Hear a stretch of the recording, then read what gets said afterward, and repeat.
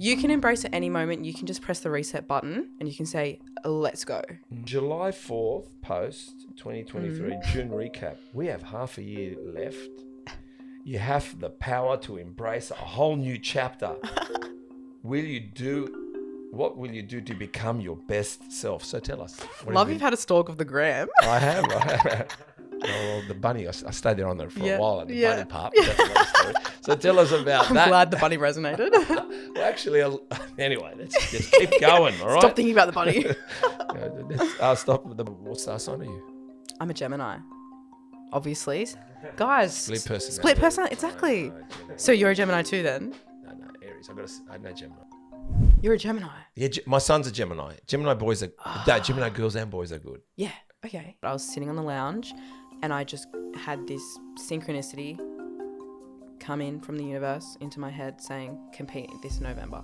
Right. You need to compete. You need to compete this November. Everything that has come from competing this year, all of the manifestations that have occurred because I competed this year is insane. She's either the black Easter bunny that made trick or treat at the same time. You'll know what I mean in a moment. Or sweet as honey reading poetry to a few in the inner west. She runs, she's travelled, she poses, flexed, and competed. All in 31 minutes. Well, no, not in 31 minutes. We'll talk about that too. Love that.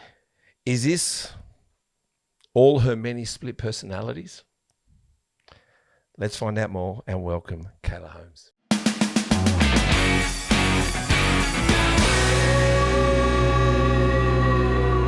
How are ya? That was really wholesome. I know. Well, it could be a poem. All right, I was actually going to say let's start with a poem. Shall we start with a poem? What do you reckon? Tell us, how do poems work? Because what's the difference between a poem and a song? Look, I don't know. I'm no poet. But that was a one-off thing. Oh my God! In Newtown. I know. I rock up to this slam poetry place. Yes. And this chick's like to me, "Are you a poet?" And I'm like, "Yes." I'm not a poet at all. Yeah. But I just read this poem I wrote when I was like 17, so it was pretty cute. But wait a minute. Did you know where you were going? No, it was just a spontaneous trip to Newtown. You just went to Newtown? Yeah, with a friend. Yeah. With a friend? Yep.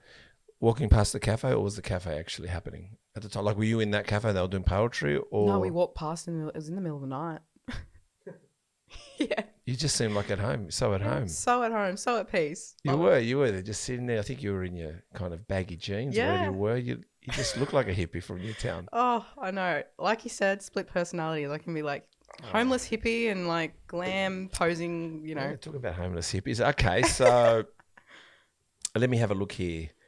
What have I got here? The Mindset Mentor with Rob Dial. Oh, no, well, it was on your latest because I'm thinking, God, I just wrote this and I'm forgetting what I actually wrote. You said it said, "What's the meaning of life?" And why is it a must-see listen podcast? And you've never cried and laughed at the same time. So can you tell us about that podcast? Oh, that podcast took me on a journey. What was it about? Because I started listening to it and actually, you stopped. I did stop. Oh, you got to commit. He's awesome. He's awesome. He seemed awesome, but what was it about? It's about the purpose of life. Yeah, but what was, break it down in 30 seconds. No, break it down as quick as you can. Yeah. But what was it? I won't ramble. No, the reason being is you've posted it. Yeah, so I know. You put it in your stories. So you wanted to make it known, guys, you got to go listen to this. And you felt like something, it touched you in some way. So why or how did it make you cry and laugh at the same time? So he shares his personal experience about death, and like he spoke about his dad dying, and he said to his mum, this is going to be a good thing from it. Yeah, that made me cry because that's like, wow. Well, it's just like seeing light and darkness. Do you know what I mean? Like making that silver lining. Like I don't know, that just really hit me hard. It was a Monday morning.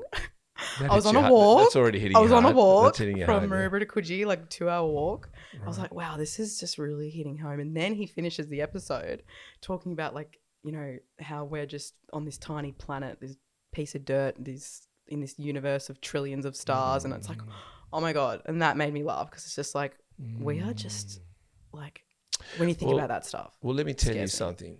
Like, do you know your grandparents? Yeah. All right. Do you know your great-grandparents? No.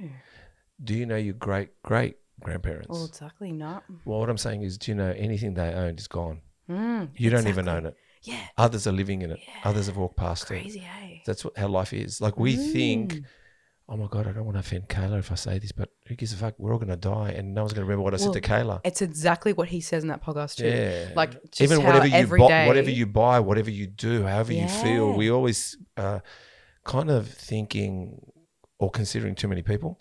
100%. And at the end of the day, even your own family's not going to remember you. We're literally doomed. I know. Oh, well, I don't know about doomed. Like not doomed. That's a bit doom gloom. But he says that in the podcast. He's like, "You're literally gonna die one day. Like, just get over yourself." I'm like, "Yes, I need that. That's just hit home, you know." Yeah, no, but it's a somber thing, and also, but I feel I'm suffering while I'm alive. Someone help me. I want to say what I want to say, but I'm going to offend everybody. I won't have any friends in the end. That's right. You're not Kanye. Mate, you're a dick. All right, you lady. Look, you're not Kanye West. It's sweet. Just go for it. Do you reckon? I could be Kanye West. No, well, I don't know. I think there's a lot of. Don't you think? I mean, we're doing another thing with Muscle Talks. We call it Steve Talk. Yeah, saw that. Steve just knows everything. Yeah, Steve's just the smartest guy. Yep, yeah. Steve's on his own journey. But actually, I have a split personality, and his name's Harry. But we'll talk about him later. We'll keep moving on. Mine's called Lynda. Lynda. All right, we're going to talk about Lynda because I think it was Lynda in that bunny outfit, the one where she's wearing a black mask and she's in this. The Playboy. The Playboy.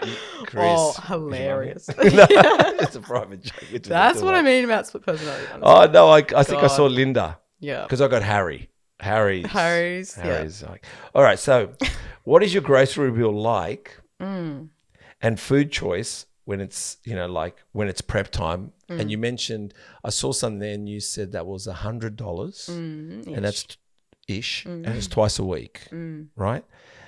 So what are your food choices generally and what is your shopping bill like? Yeah, I love how we've just gone from talking about like death and now we're talking about grocery bills. That's sick. I love that. I love podcasts. That's the way we go. So my food at the moment, it's pretty like basic. It's prep food. Right. I'm eating just predominantly fish for breakfast. I mean, not breakfast, lunch and dinner. Breakfast is oats and egg whites. Pumpkin is my main source of carbohydrates throughout the day. And yeah, I've just been eating the same thing since August. Why not chicken? Why not red meat? I know how random. I normally would eat chicken. It's just how it's happened. It's just I've just gone with the flow and I've just figured it out. And I'm just I'm eating this for the rest of the time. Has it worked? Like when I say has it worked, like do you feel it's really helping you along? Like it feels, because I'll tell you why, Jay Cutler, which is, if you don't know Jay Cutler, just to quickly tell you who Jay Cutler is, he won 4 times Mr. Olympia. He's the only guy to win it twice. He beat Ronnie Coleman. Ronnie Coleman was the big guy, Ronnie Coleman. And then Jay Cutler always came second. And he won it, won it the second year. On the third year, he lost it. No one's ever come back and won Olympia again. He's the only guy. So even though he lost it, must retire. Sorry about that, Chris. Even though he retired, he came back and won again. But he said during prep he had a lot of fish. Yeah. So why not chicken? I think chicken is great. I think next time I prep, I'm going to do chicken. I'm just changing it up, Okay. Last year I was eating barramundi, and this year it's bassa. So it's just about trial and error. Everyone's body is different as well. You've got to just learn a lot about your body, and that's what this process is about: learning about your body, learning what works, what doesn't work, and it's just about getting better and better every time. So, well, yeah, like I said, I'm trying to lose 20 kilos. 20? Which I feel like I've lost a bit. Dude, where's it come from? I think I wear fat well. Oh, yeah. I wear You're fat wearing well. it well, yeah. I wear fat well. Yeah, you look good. I was 85 kilos. Thank you so much. I'll take that. I'll take all compliments because it's probably the second one today. The first one's me and everything else happens after that. I love that. So I always start with, but actually I'm a bit hard on myself. Yeah. So, but you know what? I tell you where a good carbohydrate is, and don't do it now because I don't want you to get it wrong with on my accord. No, but what I heard, what I heard is a real good source of carb is brown rice. That's good. Everything's good. Everything. But I'm just saying, but pumpkin's good. I hope sweet potato is very good as well. I like to say everything's good, especially like talking to clients and stuff. I don't like giving out extremity advice. It's like white rice is worse than brown rice. Like no. Everything's good. Food's good. Food's supposed to be good. It is great. Brown rice is good. Yeah. Just comes down to, for me. So I think it's the carbohydrate or the sugar I don't know. Hey guys, Steve here from Muscle Talks. I just want to say thank you for you guys being here. Thank you for watching this podcast. What I'd really love is for you guys to hit the subscribe button.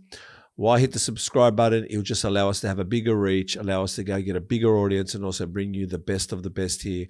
Our goal here is to not only get our local people, but also international, and eventually, and hopefully, and will be bringing the Olympians to this station, Muscle Talks podcast. So please hit the subscribe button and also hit the notification bell. So every time our podcast is launched weekly, that you get notified and you can sit back and enjoy this. Thanks, guys. GI and stuff. Yeah. I think it comes down to that. But I spoke to a naturopath on the fly, and she just said and I think as a guy, I think we need a bit more carbohydrates in our lives. I think we go a bit fluffy in the head if we don't have fuel as men. I'm not saying women don't either, but just as men, I think it helps a lot in our metabolism. Anyway, I heard brown rice and I've been doing it, and actually I'm losing weight faster. Wow. By adding the carbohydrate in. Yeah, because you have more energy. Yes. So that's something that's really interesting that I love to tell clients. Yeah, so you can actually eat more and lose body fat. 100%. It's so funny. People, especially women or girls, tend to like starve themselves, you know. Doesn't work. No, I always know it's about fueling up and eating right and eating plenty, but I think it also comes down to, I mean, I don't really weigh my food. I have done that before, but it is on portion size, and it is consistently that you're better off having 5 meals a day, but small portions, keep the fuel running, than running 3 big meals. Yeah. So I think, whatever suits your lifestyle. Yeah. Absolutely. So July 4th, post 2023, June recap. We have half a year left. You have the power to embrace a whole new chapter. What will you do to become your best self? So tell us. You've had a stalk of the gram. I have. Well, the bunny, I stayed there on there for a while at the bunny part. That's another story. So tell us about that. I'm glad the bunny resonated. Well, actually, anyway, let's keep going, all right? Stop thinking about the bunny. I'll stop with the bunny bit. We'll get to Lynda in a second. Yeah. So tell us about that. Yeah, so that was just a little, I guess, reminder to myself and just wanting to tell everyone else too, like, come on, it's June, let's go. Yeah. Just think that was June, right? But how much has this year flown? Like, I know everyone's talking about this, but you can embrace at any moment. You can just press the reset button and you can say, let's go. And I love to reinforce that. And especially, June, it's winter, it's cold, can be a little bit unmotivating, stale. Just like, come on, guys, who do you want to be in November, December, January? You start now, 12 weeks, you can change your life. 100%, without sounding rude, because you are young. How old are you? Have a guess. 23. Close. What are you? I'm actually 21. I know. Very mature. I don't like sharing that. Wow, you're 21. Yeah. Oh my God. You know what? Because the funny is, my daughter, she just rang me before. She asked, "Hey, do you reckon we can go get an acai bowl?" I said, "Sorry, I got a podcast on." And I really want to go acai bowl with my daughter. But that's another story. But all right, so you're 21. Well, I'm an old soul. You're an old soul. And Absolutely. What star sign are you? I'm a Gemini. Obviously. Guys. Split personality. Split personality. Exactly. No, so you're a Gemini too then? No, Aries. I know Gemini. Oh, so you're a fiery though. I know Geminis very well. My sister was a Gemini. Geminis are the best. Yeah, they're good. No, they're good. They're good. Yeah. Chris, they're good. Geminis are good. You've got to say it. We won't make it out of here alive. Lynda will come out and what the hell? Start killing us, and then she'll take the tape. Okay, all right. So you're 21. I'm going to tell you a funny story. Because Chris is 23. There you go. So you're a Gemini. Yeah, my son's a Gemini. Gemini boys are Gemini girls and boys are good. Yeah. Okay. Amazing. So you're surrounded by Geminis right now. Oh yeah. Yeah. That's so cool. That's So I'll tell you a funny story. Again, Steve Files. You know how you said the year seems to be going really quick, right? I didn't feel like that when I was your age. It felt slow. Like it felt like we had all day. And I'll tell you what was different. Maybe we guys have changed a lot. And I was just into fitness as much as you, but it was only the minority. Like to be fit and eat healthy, you're a freak. Like no one wanted to go drinking with you because you go, nah, man, I'm not drinking tonight, or it's just vodka on the rocks. And they go like, oh, you just want to be healthy. Fuck you, man. Like it was very hard to be healthy in my era. It was, sure. But I think in all now as well. Maybe, I don't know right now. so. But I'll tell you what's funny. I was in a petrol station once, married. I think had kids at home at the time, right? Young, Ruby was young, right? And I was putting petrol in the car, and this car rocks up around 7:30. It was 7:30 at night, and I'm putting petrol, and this car of guys rock up, and the music's blaring, and they've rocked up, and they're carrying on. Yeah. And I looked at them, I go, it's 7:30 at night. I said, the day's just starting for them. Yeah. They're going to go all night. So what I'm alluding to is, I think when you're younger, or maybe not you or Chris, but people go all night. So it seems like a lot longer. I guess when you're disciplined, you're wanting to get home, get in bed, get your rest. Like what I'm alluding to is back then, man, it was 7:30 at night. It was like, which club, where we're going. Yeah. And I think as well, the cross back then. Oh yeah, it was like the thing. It was alive. There was a tow line. Like it was a line getting into the cross. It was just with your car. So I don't know. Life was a bit different. Now it kind of everything closes up. Everything shuts. Now you just got to go to Europe, Ibiza, if you want to party. Let's be for real. I know. Have you been to Ibiza? No, not yet. All right. Well, it's on the list. Yeah, for sure. So it's time to flex your potential. So tell us about Flex. Yeah, so Flex Coaching, it's my little business. All right, yes. I've been working on it for a while. It's been my passion project. I started it officially this January. And it's going really well. Yes. So I do one-to-one online coaching, and I also have the Flex app, which is a subscription training app. And yeah, I'm just loving it. It's a slow build because I've got so much on. I've got uni, I've got prep, I've got life, just everything. But it's just, I love it so much. It's just me. Yeah, well, it's me. Is that your logo? Yes. What? Is that your only tattoo as well? Yes. First tat, only tat. When you got it, did you feel like about 20% tougher? Like when you got it? Yeah. I was the just day like, later, you went back to normal, didn't you? Yeah. I was just like, I'm going to have a little. Like when you looked at it, just hey, everybody. kept looking at it. Yeah. Hey, what's going on? Really, Itchy. I'll just get a vodka, a gin and tonic, thanks. Oh yeah, it's new tat. All right, so and then you become back to normal after about 48 hours. Yeah, that's it. Yeah. Right. Well, that's. Have you always been business minded? Is this your first business in a sense? Yeah. Yeah, first business. I've always been business minded, I guess. And it wasn't until 2020 when I realized that the health and fitness industry was where I was belonged. I always wanted to be a lawyer, a barrister, and I initially got into a law degree straight from school, but yeah, just something happened, something clicked, and I wound up here. And I so you're doing this, and you've done the app. Tell us what's challenging about business or an online health and fitness business. Tell us what I'm going to ask you what's not the challenge, but I'm going to ask you what the challenge is, because I know the challenges. Yeah, I think. And also, I admire your, honesty about, you've just started it. I already know that you just started, and you're probably wishing it was like just chugging along and really turning an income in and creating that revenue you want. But like I said, you're loving it. Yeah. And that will transpire into something else. But tell us what's the most challenging. You know what? I love the quote, what would you do if money was no object? Yep. And this is exactly what I would do. I have been asked on multiple occasions where people are like, oh, so how much do you earn, this, that, and the other? And it's like, no business person ever asks you that. Exactly. No successful people ask you that. No successful people ask you that question. I know. It's the rudest question ever, especially like not to be sexist, but for a female, to ask a female that. Females, not even, anyway, whatever. Business people don't ask that question. Yeah, exactly. This is what I would do if money was no object, but it's... What's the challenging part? The challenging part is, for me, I want everything now. So I wanted my website built up. I wanted the app built up, this, that, and the other. It was a hard launch. And it's like, for me, it's almost what's next. But it's like, no, stop and sit in this space Do you know what I mean? You're not an Aries? Aries are like that. We dump things so fast. Yeah, it's just like dun, dun, dun, on Yeah. and on and on. So sitting in it is a bit hard.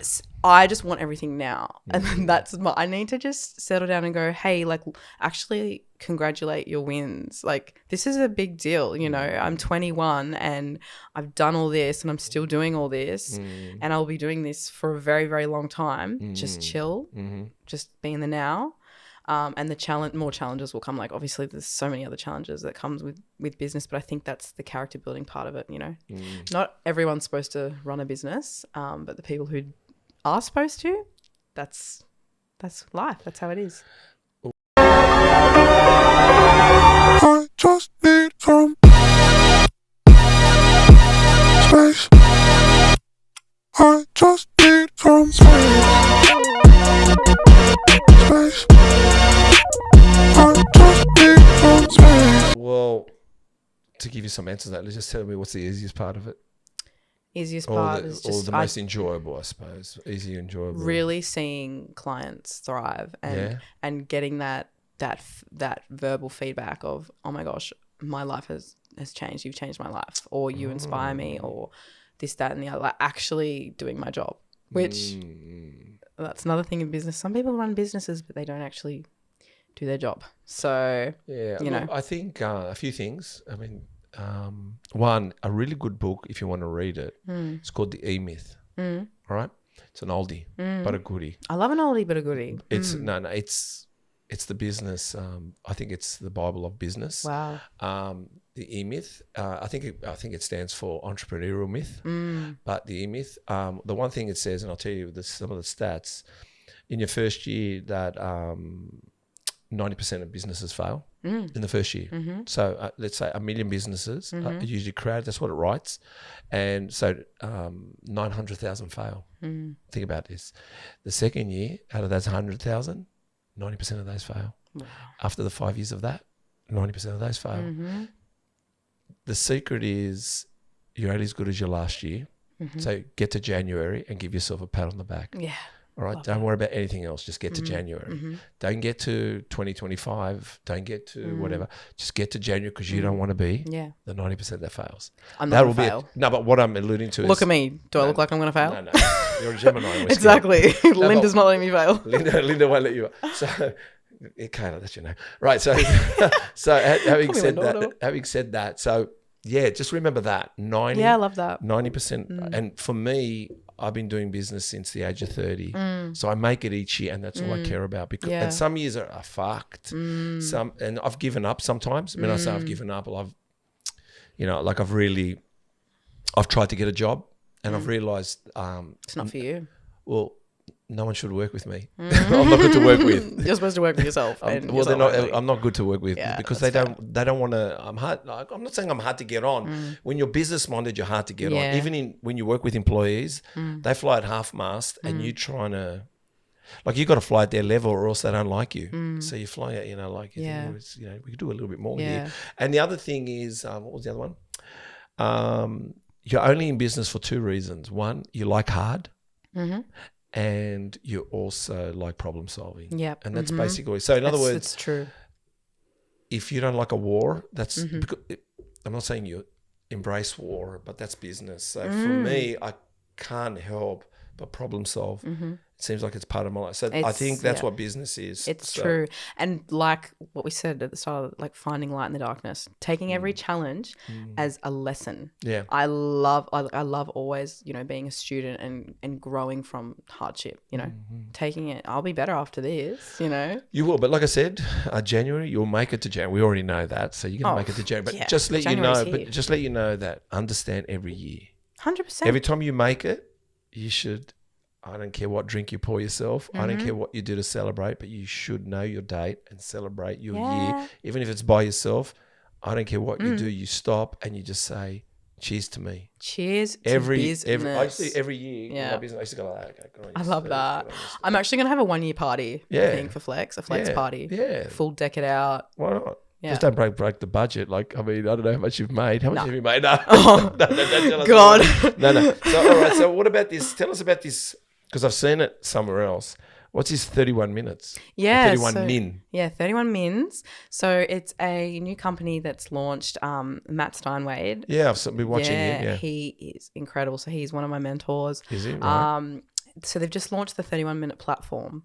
So it's a platform where they have Matt as a mentor on there, Steve, who's the finance guy, myself as one of the fitness coaches and a nutritionist. It's a platform, like a multifaceted platform where you can go in there and improve your life, fitness, frequency, finance, and health, which is just the 4 pillars of life, really. Yeah. So it's been really epic working with him, and I look up to him. Yeah. How did you find him? I've known him for a while because he's on the Central Coast. Okay. So and then after I started Flex and everything like that, like we rekindled, and he's like, hey, like I'm doing this thing, you're doing that thing, let's collab, sort of thing. I'm like, yep, let's go. So How long has that been going for? the 31 minutes, I think it was this year. Yeah.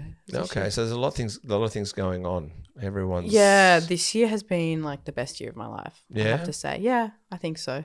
It's been an epic year. Yeah. On and up from here. Like honestly, this is just like the springboard of, everything No, coming. it's good. I think we spoke about collab. Remember, we were on the phone talking about collab, Yeah. and Chris, she said she's going to do a collab. Chris is laughing. See, that's what everyone tells us. Yeah, we'll do you a collab. Like Chris, we go. All right, because we've been broken hearted that many times. But I No need to be think broken hearted.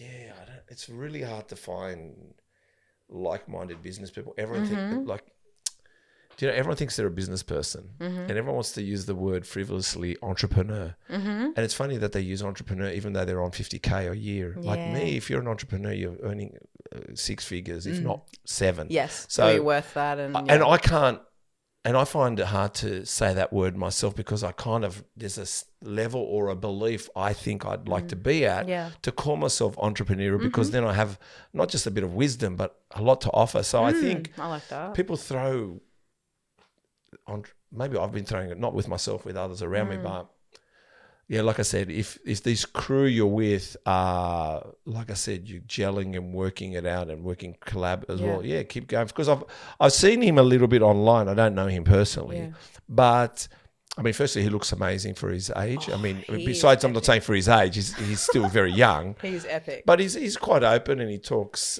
He's so authentic. Authentic, and he talks about his youth and his dark side and light side. So he's good. Maybe we'll have him on. I don't know. He looks quite fit as well himself. Yeah, he trains so hard. Yeah. I've trained with him a few times, twice, I can't remember. But it's just he's incredible in all aspects of life. And like you said, like he said the other day, I shared it the other day. Show me your friends, I'll show you your future. You need to surround yourself with like-minded, supportive people. And well, my that was said. My dad used to say that. It was always said. They say, "Show me your friends, and I'll tell you who you are." And it's true because if your friends are, say, potheads, there's 4 or 5 of them, and they're all smoking pot. I guarantee you're smoking pot. Yeah. But if you're 5, Hamosi, have you heard of Hamosi? What's his first name, Chris? Alex Hamosi. He's a big gym guy in America, but he does acquisitions. He's multi-millionaire. He wears basically his uniform is quite, built, but not built. That's Hamosi. Oh, he wears a flannel. Yeah, love. White t-shirt, cap, and sometimes he's got a breathing thing for his nose. So this guy here said, sometimes in life, and I feel like even at 54, it's amazing. Even at 54. You're transitioning between friends or people you really don't have a connection with, but yet you haven't found your people yet. Yeah. And there's that fucking Bermuda Triangle bit in the middle. And I feel like that Bermuda Triangle is the scariest part because all of a sudden you want to go back because you're alone, if that makes sense. So you want to go back and... Don't be scared because without contrast, expansion doesn't occur. Oh, right, okay. That's been like my quote of the week. I've said that 3 times. Well, no joke. Like literally without contrast, without realizing, these people aren't my people, you can't expand and grow and realize who your people are. It's incredible, man. You're very young and you're very wise, and I'll give you that much. I think Cheers. well, that's about it. That's it. Let's wrap it up. That's now. it. That's the podcast. Oh, we didn't get to the bunny. But anyway, but it's a funny world because I think me and what I've realized, doesn't matter who we are and want to be, we're always dragged in where we've hung around in the past. Don't ask me. What I'm trying to say to you is, Yeah. I don't have patterns. I don't have any entrepreneurial or business friends. There you go. I don't want to say I'm fairly lonely, but I don't. We're all lonely. No, but but even in relatives. Yeah. Really. But You're the black sheep. well, not yes and no because I'm probably the only one with tattoos as well, except Yeah. I have a niece and my uncle. But what I'm trying to say is that sometimes you want to go and find your people. It's But polarity. in that journey, you're lonely, and you keep getting called back by by the people in the past, and you go back, and then you realize, no wonder I don't want to be here. Yeah. Because But- all you hear yeah. is not from everyone, but you hear the whinging, the sad stories. Yeah. Everything is commiserate, misery. Like I'm just saying, I'm not saying that, but it's like I'm thinking, and actually, they don't get on with you because when you have your opinion, they go, oh, that's like they don't. I don't know what it is. I don't know what it is. I feel like that's polarity. Polarity. So that's how you break old patterns. If you're wanting to grow, you need to break old patterns. Oh fuck, it's still going. Yeah, well, break it. Like you have to go through that, and then literally someone said to me the other day, like, pop a bottle of champagne, you've just reached polarity. Like you're realizing It's a who bit you lonely. are. It's a lonely point. You're realizing who you are not, and you are expanding into who you want to be and who you shall be, and that's all. It's hard. Don't let the devil win. Well, there you go. Yeah. We'll get her into the podcast, Chris. Her and Lynda. Yeah, All Lynda right. and I are loving it. All right. 10th of November 2022, ICN, you competed. Ooh. So tell us about that. Tell us about that comp firstly. Yeah, good comp, first comp. First comp, right? Yeah, So, all right, first 2022, 10. Yeah. How was that? How'd you go? Yeah, good. I won a division, came second in the rest, so got a When you gold say medal. won a division, what division was that? It was bikini first timers. Okay, yes. Yeah, so Won that. And second in the rest. yep. So super glad I got a gold medal. I just wanted a gold medal, and I also wanted to just, get through my first prep and see, is this really for me? Is this really what I want to do? How long did the prep take? 20 weeks of in actual prep phase, but I worked with my coach for ages before that. Yeah. We worked together for a while. Were you nervous? Yeah, I was. Yeah. I was actually getting my hair and makeup done because you're so lean. I didn't have a blanket around me and I was freezing. So I was shivering, getting my hair and makeup done. How do you guys, that's what I mean. I think I firstly nerves on stage, but you're also depleted in a way. Oh God, yeah. You're How so do you keep depleted. your legs You're together exhausted. to make it look elegant and sexy and whatever? Practice. You know what I'm trying, because I guess you practice, but that nerve part, anyway, how do you do Well, it? something I realized last prep was I found myself in a little bit of a negative mind space throughout. Oh, okay. I just found myself there. What were you doing? What was I was going just on? complaining, whining, poor me, victim mindset, blame a little bit, And when I came to the finish line and I finished my comp and I just did some self-reflection and I came to the conclusion that, yeah, this sport is for me, but it's for me truly, and I need to, instead of having that negative mindset, realize that this is a choice and this is who I want to be. So this prep, my number one goal was to actually keep my frequency really high and have a positive mindset no matter what, and look at every obstacle as a test. So Tick that test. So how do you keep your frequency high? That's a very open-ended question. There's many ways. Give us one. Well, same like I just said, like finding light and darkness, any challenge is an opportunity to grow. Being grateful. Like, let's just be for real. Just be grateful about anything. You can sit in your car. Like, let's say you're in traffic. Okay. You're in traffic and you're sitting in the car and you're like, oh, I'm just so frustrated. I'm in traffic, whatever. Like, look at the sky and go, how pretty is the sky? The fact that it's blue. Like, Yeah, I've done that. yeah. But I mean, I've done it and not done it. Yeah. Does that make sense? Just be grateful. Like right now, I'm hungry. I'm starving right now. Chris, But I'm have you got anything? but I'm also lean because I'm choosing to get leaner and I want to bring my best physique to stage in 10 days. It's just the reality. Like, just get into reality, practice gratitude, and just, you know. You know, I even though my rituals and habits, I do them. I've been very good with them of late, and it's no wonder I'm not feeling always the best because one of my rituals and habits is gratefulness.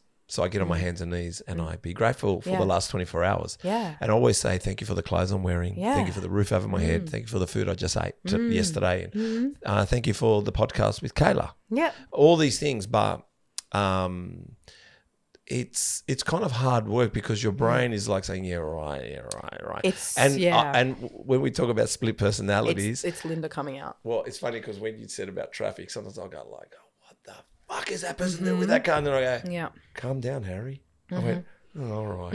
It's the truth. It's Lynda. It's your inner bitch. Yeah, It's yeah. your inner bitch. Yeah, you got to. Lynda comes in hard for me when I'm in an ice bath. Okay, Oh, so yeah, of I do course. 10-minute ice bath. Linda's, Yeah. And Harry, like I said, that we need them. Yeah, so We need I do 10-minute ice baths, and I do it because I know I'm about to meet Lynda, and she's gonna come in my head and she's gonna say, "Kaylah, just get out. It's freezing. You're shivering. It's freezing. Just get out." And I literally am like, "Fuck off, Lynda." Like I've literally say it out loud. I'm just like, "Fuck off." Like seriously, you need to always be pushing that discomfort, you know, to reach the end. Oh, Always. 100%. Chris is, what's your one, James? Do we call him James? Yeah. And James is, he's ripped, Yeah. always buffed, built. Goes to fancy restaurants where Harry's at a all you can eat smorgasbord. You know, he's just chugging away. It's like, but he's security for James. Yeah, that's good. That's good. I love that. But yeah, I think why I decided to have a split personality was I needed to be whatever I wanted to be at the time. Yeah. If I wanted to be fucked off, I had to let Harry or whatever he was have a go. Yeah. But I needed like I kind of, because I you're trying to be everything for everyone. Yeah. And also yourself. And sometimes you want to be able to get caught out. Like I got the shits with traffic and all right, I didn't see the blue sky. Yeah. Whatever it is. I think, like I said, but gratefulness is perfect. It's hard. I mean, everything's hard to try to find peace. I think the best frequency tip is to keep your frequency in a high vibrational place, is to find your emotion, like your trigger emotion that is a sign that you're heading in the wrong direction. So yours might be frustration. It could be anger. It could be anything. Yes, For me, What's yours? it's overwhelmment or being overwhelmed. So I just feel like everything's happening. When it rains, it pours, blah, blah, blah. You need to find an antidote for that. And for me, the easiest antidote is practicing gratitude. Like, the other day I had tons and tons and tons of uni work to get done, and it's like, turn around, instead of being overwhelmed by it, just be like, hey, this is so epic. I'm learning all this knowledge.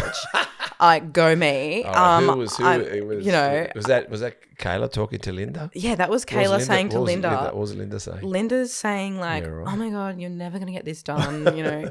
You can't finish this. You're too stressed. Go to bed, whatever she's saying. And I'm like, no, I am going to finish this today because I'm productive. Yeah. You know what? Lynda says, you're so busy. And Kaylah says, no, you're not busy. You're productive. Yeah, It's the language you use. I like this. We've never really spoken about that during any podcast, but I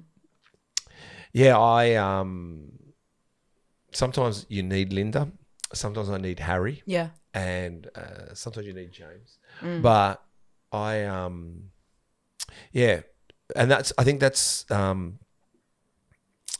you find gratitude, because it just flashes by you. You want to say gratitude, but you have a lot. Like I said,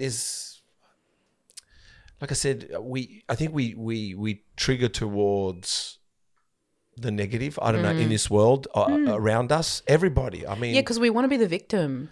And it's a protective mechanism. But I found most people around me are that. But let me say it like this. I know when I walk in a room, I have that I am going to be judgmental. I know it. And I don't. Why? No, but hear me out. That's the Aries in you. God, just relax, man. No. Hear me out. Hear me out. I know. No, hear me out. Hear me out. Hear me out. Hear me out. I haven't finished saying it. Don't kill me, Lynda. It was Kaylah. Hear me out. Hear me out. Protect me, Harry. But hear me out. What I'm saying is, everyone believes they're so airy-fairy. Everyone believes they've got kumbaya. They're all like, oh my God, I'm so at peace.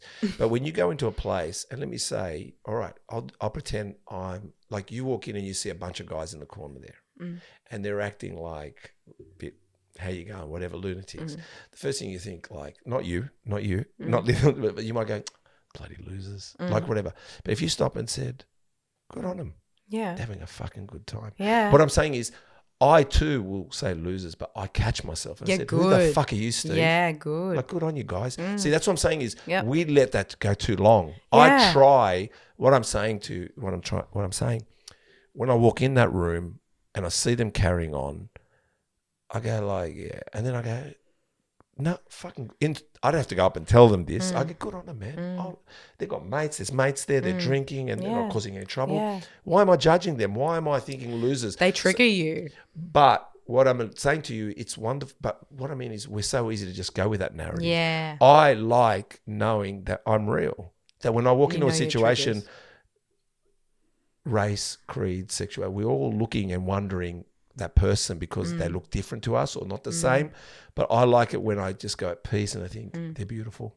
Everyone's beautiful. That's what I mean. So, and that's what I was saying when I'm talking about judging people. It's not that I go in and go, I'm going to be a judgmental. I'm saying is it catches us out without you knowing. But when you stop and go, okay, you know, I thought they were losers. The more you think about that, the more it'll be in your reality though. Like, I'm learning about this more and more and it's just being proven to me more and more again and again. You create your own reality. You actually do. Like, I was thinking to myself the other day, I really wanted to go for an ocean swim after the gym. I didn't have a cozy with me. I was like, all right, I can either go naked or I can go in my activewear. Both are pretty like weird. And I was like, well, who cares? Like, I create my own reality. Whoever sees me, it's just. So what did you do? I actually chose the activewear. Lynda wanted to go naked. Listen, Chris, edit this. When she says naked, the ratings are through the roof. Just don't say active. When she says naked, just hear naked. I keep saying naked. I went naked and I went shopping naked. Yeah. But I just feel like the more you focus on what you don't want to see, like let's just use the example of like, you know, drunk guys or something. The more you think, oh, I'm going to the shops. Oh, I don't want anyone to look at me. I don't want drunk guys to approach me. No, but what I'm trying to say is, I don't know what's in that pub. I don't care what's in that pub. I never care what's in that pub. I only care. If I think don't walk in, I walk in. If I say don't do, I go do because I'm thinking, no. I'm going to find out. Why am I holding back? Like even when I ride, like. It's just like with motorcycles too. It's like, should I go for a ride today? Oh, the weather. No, I'm going. Or I'm a bit nervous today. I don't know why. I'm going. Like whatever's going to happen. What I'm trying to say is every situation you walk into, like we can all sit there and go like, who's that girl swimming naked? Which she wasn't. Where that person can also just chill for a minute and go, fuck it, good on her. She's beautiful too. Like exactly. All I'm saying to you is, it's we're presented, but we're also allowed to compose ourselves to know we can make it a better situation than what it is. Yeah. That's what I'm trying to say. Einstein said this. Did he? Yes. What did he say? Einstein said life can either be where everything's a miracle or everything's a disaster. Yeah. So 100%. literally just look at everything like a miracle. That's what I'm doing. I'm going to start and now. it's working out. It's working. No, well, I can. It's working out. I can see it. And I can see that. Also, tell us about the journey because after that comp, you said. Also, tell us the journey after that comp and bringing on 20. Yeah, you said bring on 2024. Yeah. Well, I'll just let you know it's 2023. You came in a bit early. What's going on? The gun. What happened? I was sitting on the lounge. Like this is a really woo-woo story, but I was sitting on the lounge and I just had this synchronicity come in from the universe into my head saying, compete this November. Right. You need to compete. You need to compete this November. And I did it. I was like, yeah, okay, let's go. Like I've had to move a lot of uni things around, like life things around in order to compete this November. You know, it's expensive, it's time consuming, this, that, and the other. You're going to Queensland. Yeah. Yep. Going to Queensland. But everything that has come from competing this year, all of the manifestations that have occurred because I competed this year is insane. And I think it would be really interesting if I hadn't have competed, I wouldn't be right here right now. It's you are one decision away from your dream. Like, seriously, it's the truth. Have you seen that movie with Gwyneth Paltrow? What is it called? Sliding Doors? Yes, it was a sliding doors moment. Exactly. You've hit the nail on the head. It was a sliding doors moment. And I'm just so grateful for, like, I do sort of believe in a higher power like the universe. I am so grateful for that higher power / universe giving me that message because, oh my gosh, I'm blessed. I'm blessed. All right. When you talk about blessed, are you religious? Like, What's I believe blessed? in the universe. So your universe. That's all right. No, Yeah. I think when I say blessed, I would say spiritual. I could say God. Yeah. I could say God. Yeah. I'm not here to talk about God. Well, what I'm Death, God. no, whatever. Grocery list. Well, you did bring up the devil as well, but that's another story. Yeah. And Lynda. Yeah. Lynda and the devil are the same thing. But I do believe we need a higher. You need a purpose. But a higher Frequency. But see, you're saying you're blessed means the universe, but you see, you're answering to the universe. Yeah. Right? That's good. Why? Because if you answer to yourself, it's you. You're stepping into your power. But when you go to the universe, you're actually saying there's more and you're accountable. Yeah. So the universe knows you it's lie. true. The universe knows you give up. Yeah. But Lynda and Kaylah, big deal. You lie, you don't do it. But when the universe is watching, you're saying, you know, I'm going to show up for the universe is there for me. Yeah. So when you say you're blessed, you're saying the universe is blessing you by your actions and your commitments and your truth. And and what's going on and just how I am and what's presented to me every single day. The people I interact with every single day, it's just everything's filled with good. It's all supposed to come together for the greatest good. Okay. But it's I wouldn't say I'm religious. I'd say I'm probably like spiritual. I don't know. But humans have been religious for so long, right? We're talking back in the day, like, you know, before Christ, whatever. They've always believed in something. So I think we have to believe in something. Or should at least. No, and it's only fair to look, who knows what I'll be next week and who knows what I'll be next year. I do believe in God, and I'll tell you why, because I've realised that. I'll give you an example. Just hear this example. When, maybe not you, but when you're a kid, and you're at a shop and there's lollies there, and your friend, it's just a hypothetical, your friend says, let's pinch some lollies. Now, it's just you and your friend. Nobody's there. And you say, no. Do you want to know why you said no? Because your mum and dad. Because you don't want to get in trouble by them. But they're not in the room. So the universe isn't in the room.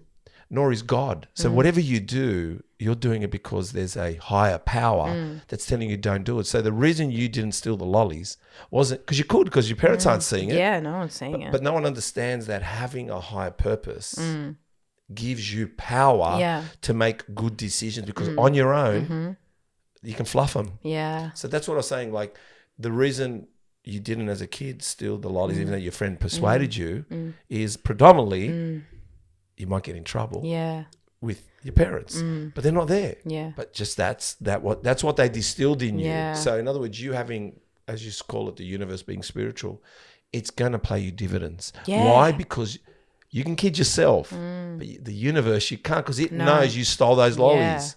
Yeah. That's what I mean. So, and again, getting a little deeper, they say you can only lie to yourself and your conscience. Well, the universe is that. So, it is. So that's how I kind of look at life, because it's not about upsetting someone. It's more like, if I've upset you and it's the truth and you didn't like the fact that I said I'm not going to turn up, at least you know the truth and you're really upset for the right reason. But if I made up a story I've really made you upset for lies. So I think it works for yourself and it works for others, regardless they like you or not. So I have you always been this spiritual kid growing up? I have. Yeah, I have. Is that why you like Byron?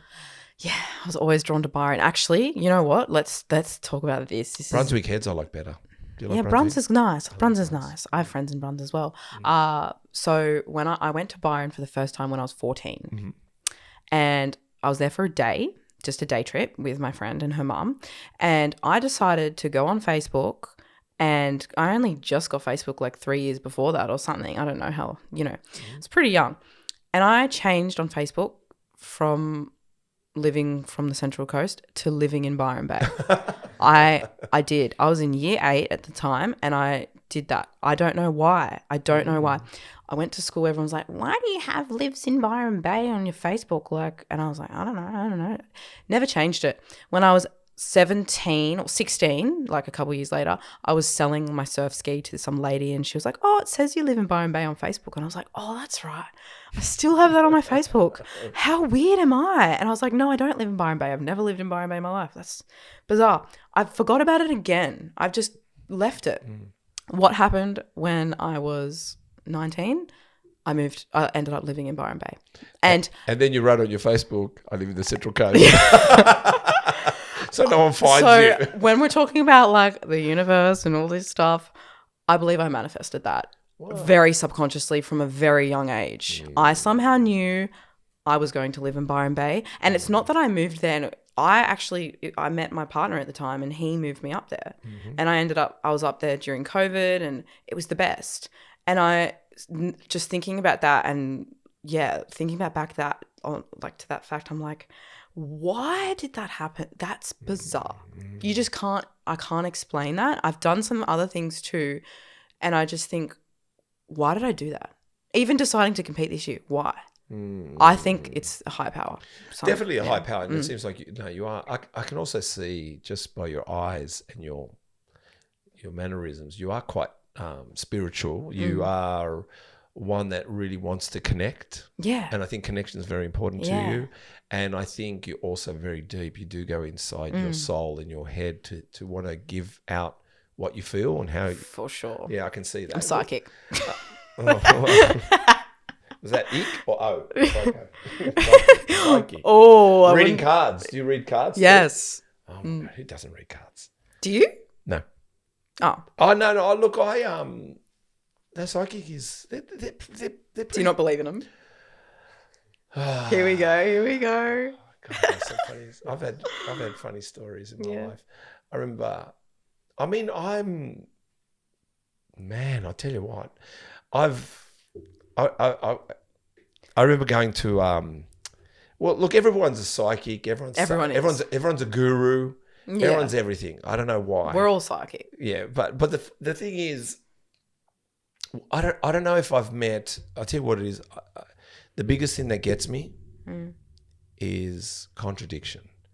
Everyone says they are what they are, and then when we drop the facade for a moment, and you see them be a liar, unscrupulous, and you go, and then you go, hang on, you're telling everyone you're a guru. I'm talking about Steve. I'm not unscrupulous, and I'm honest, and I don't say I'm a guru. Like I don't claim to be anything, and I don't want to be a contradiction to myself. No. So if I tell you, but there are so many people that say what they are, and then when I meet them, and then when I hang out with them, and you realize, and it's sad because they don't know, and I see that with also ministers. Yeah, I see that with a lot like. Business people. So the funniest story, if I can say a funny story, I remember there was this group, I forgot, I think I could work out their name, but I won't. But when I had my shop, I had this guy, his name was Richard, he goes, you got to come to this seminar. This guy's amazing. He's like, it's like crazy.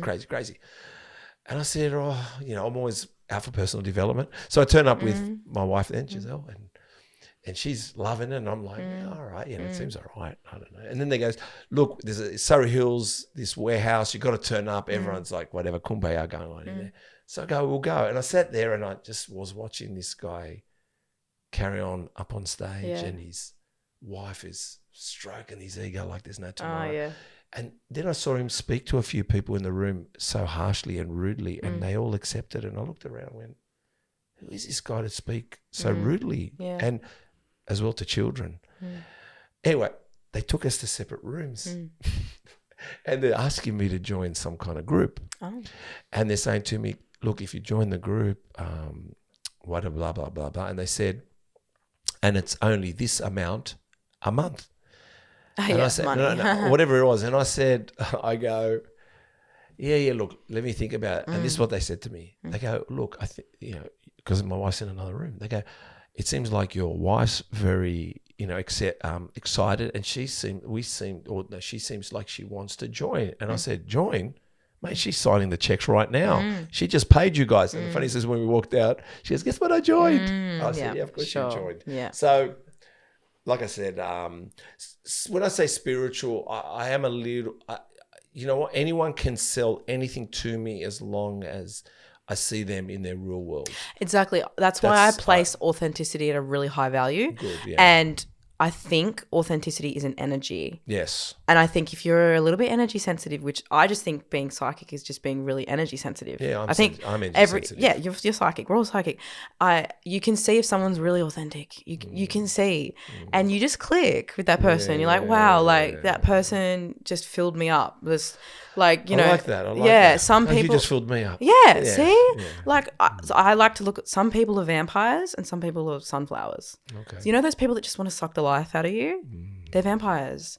But it's because they don't mean to be. It's just because they're not really stepping into their true authentic self because they don't know who they are. Yeah. And that saying, that quote, it's like there's the 2 best days of your life. The first one is the day you're born, and the second one is the day you figure out why. And that's just figuring out who you are. It's a lot of people get to their deathbed, right? Yeah. And they don't actually really know their purpose. They don't know what they like. I was talking to my mum about this. I was like, Mum, what makes you feel really, really excited? And she said, you know what? I've forgotten, to be honest. I haven't thought about that in so long. Sometimes we don't even know what makes you really excited about life.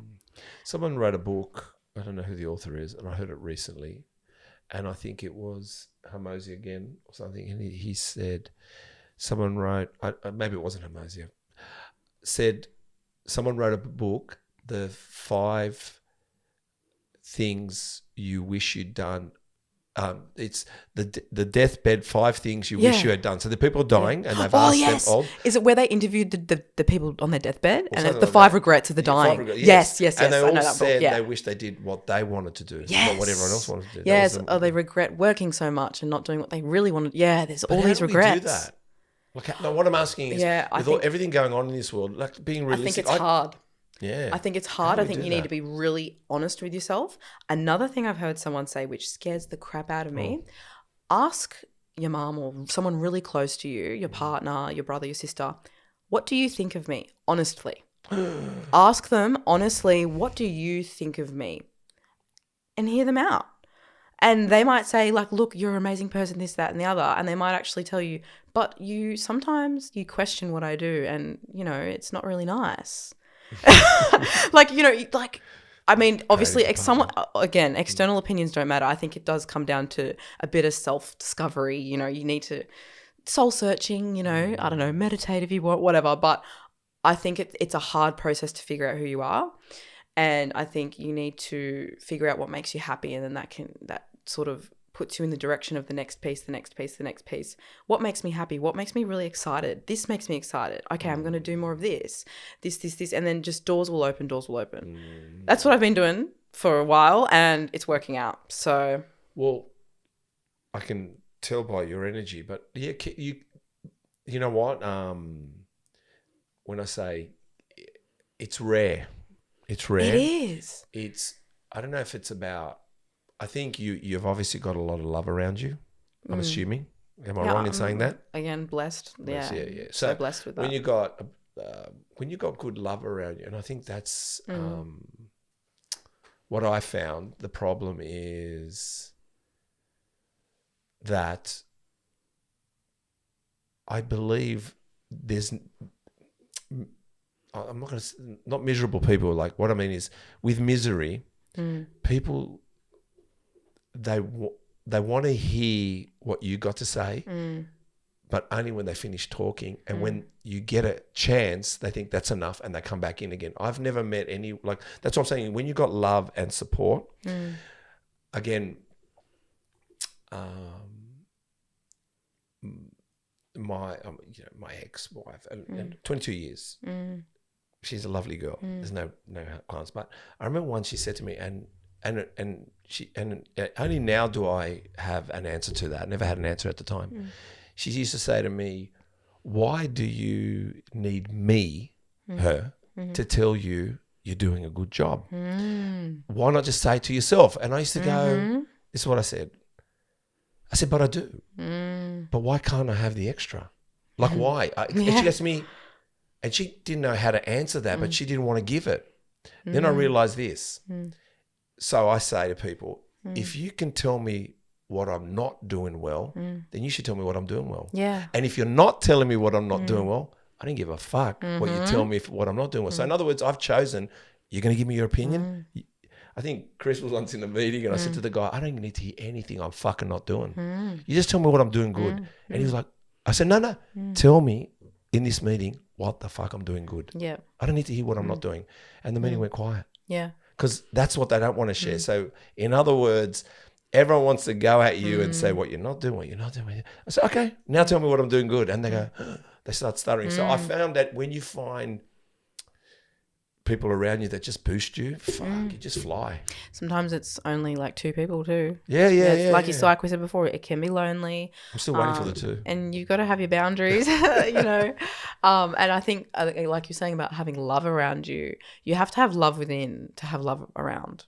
It's basic science. It's the law of attraction. It is. You have to love yourself. You do. But I found, I'm going to argue that point because Got to love yourself. Look in the mirror and say, I love you.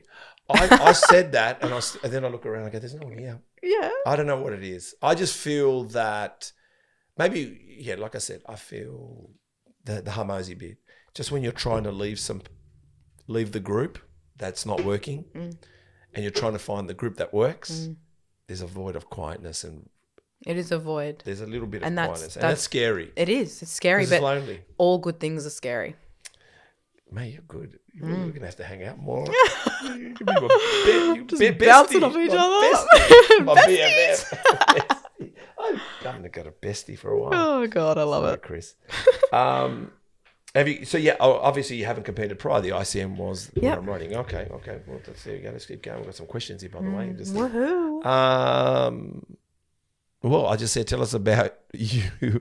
We will find you in Byron. I mean, obviously, that was one of your quotes, I think. Tell us about you will find me in Byron, you said, or something like that. Yeah. What is it about Byron then? There's an energy about Byron. There's a reason why it is a hippie spiritual town. Have you been to Byron? Yeah, but is it? Yes. Still is? I know it's commercialised. It is commercialised. But it's only commercialised in one little strip area. It's different now, but the earth doesn't change. Like, I think this comes down to literally like the indigenous like land, you know. I'm being serious. Yeah, I'm hearing you. I'm not taking it as a joke. Yeah, it's a magical place. And I mean, only those who resonate with it will see that. It's so beautiful too. And I think I seriously think I've heard someone say this, and I don't know if it's true, but it's something to do with like the magnetic fields in the mountains around there. Really? Yeah. Like, what the fuck are we doing here? I love Sydney. Like I love around here, like around Maroubra. There's the same sort of energy. Cronulla. Yeah, Cronulla and Maroubra. Honestly, they have the same energy. Just not your home. Just not where you're from. Well, it will be my home one day. But yeah, it's the same energy. It's just really, there's something about it. It's just got an essence. For me, I just walk there and I'm like, yeah, this is like, I feel really comfortable here, you know.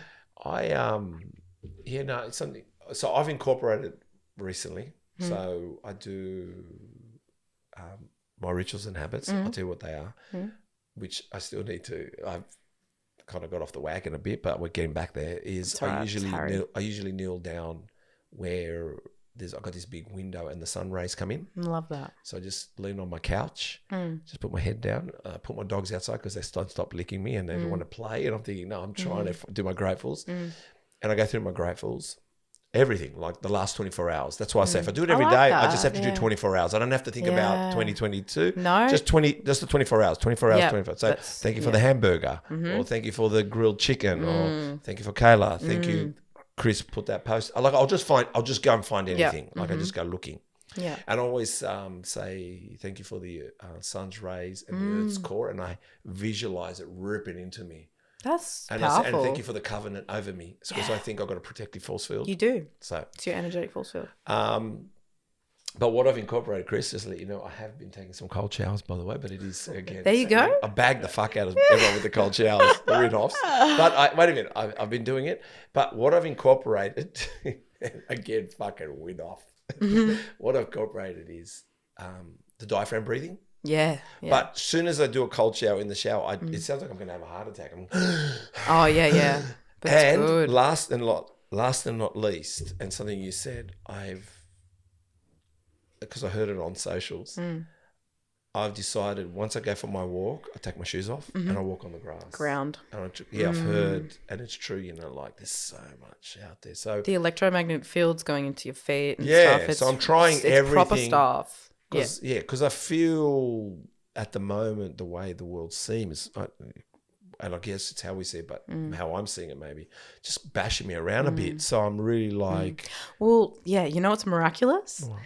Your consciousness, your brain is always somewhere, right? It's always in the future. It's always in the past. It's always planning, whatever. But your body is always now. I know. So those little grounding practices, just breathing, taking a deep breath, really powerful. Yeah. Really powerful when we're just psychologically, physically, everything.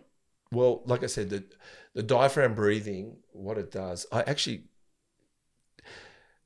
we're going to talk about your life-saving situation. But they say that when you turn 30, you stop sprinting, meaning you don't run anymore.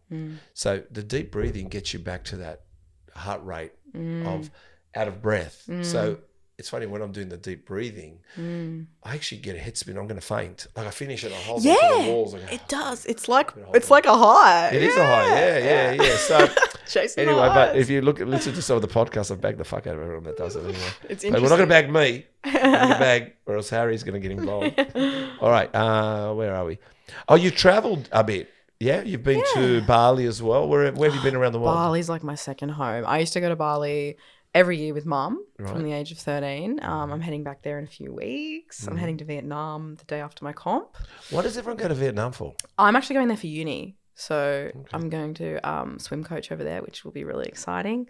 But I've heard really great things about Vietnam. Fun fact about Vietnam. So when crossing the road, apparently like you don't need to like stop or anything. Like you just cross the road and the traffic goes around you. Like if you stop, you'll get hit. Yeah. Crazy, eh? I'm just going to close my eyes and cross the road. Pretty cool, eh? It was a little bit like that in Europe as well. When I was a kid at 13, I went to Greece and there was no stop signs. Everyone just crosses the road. And also the other thing in Europe is it could be 2 lanes on that side, 2 lanes on that side, but it's turned into some like 6 or 7 lanes. Yeah. I've seen people back then. I've seen people up on footpaths. Like it's crazy the way they drive around Europe. Yeah. It's nuts. But Vietnam and crossing. I mean, it's really interesting. I'm so excited for the food. If you want to practice, if you go to the fruit and veg markets in Flemington, if you go early in the morning, that's where all the buyers go because I've been there. Yeah. During the morning, there is forklifts racing like crazy, even inside the warehouses. That's sick. But the thing is, you're not supposed to stop. So they're going to go around you. I love that. So as you're crossing, there's forklifts racing. Do you know about this? That's crazy. Yeah. So if you want to practice, I will go to Flemington. I will let you know how I go. And you know what's really good? It's amazing. Oh, they'll love you there because they love, like, I mean, it's everybody. It's you go there at 4 a.m. and it's alive. We're talking about alive. Alive. It's like anywhere that's alive at 4 a.m. is where I'm at. No, well, I'm telling you, it's a lot. What time do you get up in the morning? So it's been a bit crazy. I like to say that I'm an early riser and that I'm a 4 a.m.er. I'm 4 a.m. club, but I've been all over the shop lately. But What are you now? right now I'm 5 a.m. That's very good. Still. Yeah, it Like, is. I don't think But I've been all over the shop. I don't know if I want to be the 5 a.m. club I like. but 4 the a.m.'s better. Is it? Yeah. How? Because you get shit done, dude. You are so productive. Like, if you're getting up to do something, yeah. I need to. When do you go to bed? This is the problem. I can't sleep. I don't sleep. I'm so bad at sleeping. That's the one thing I'm bad at. I don't like being bad at things, and I'm bad at sleeping. I'm good at sleeping. Yeah, I wish. I'm good. I lie down. I've slept through a takeoff.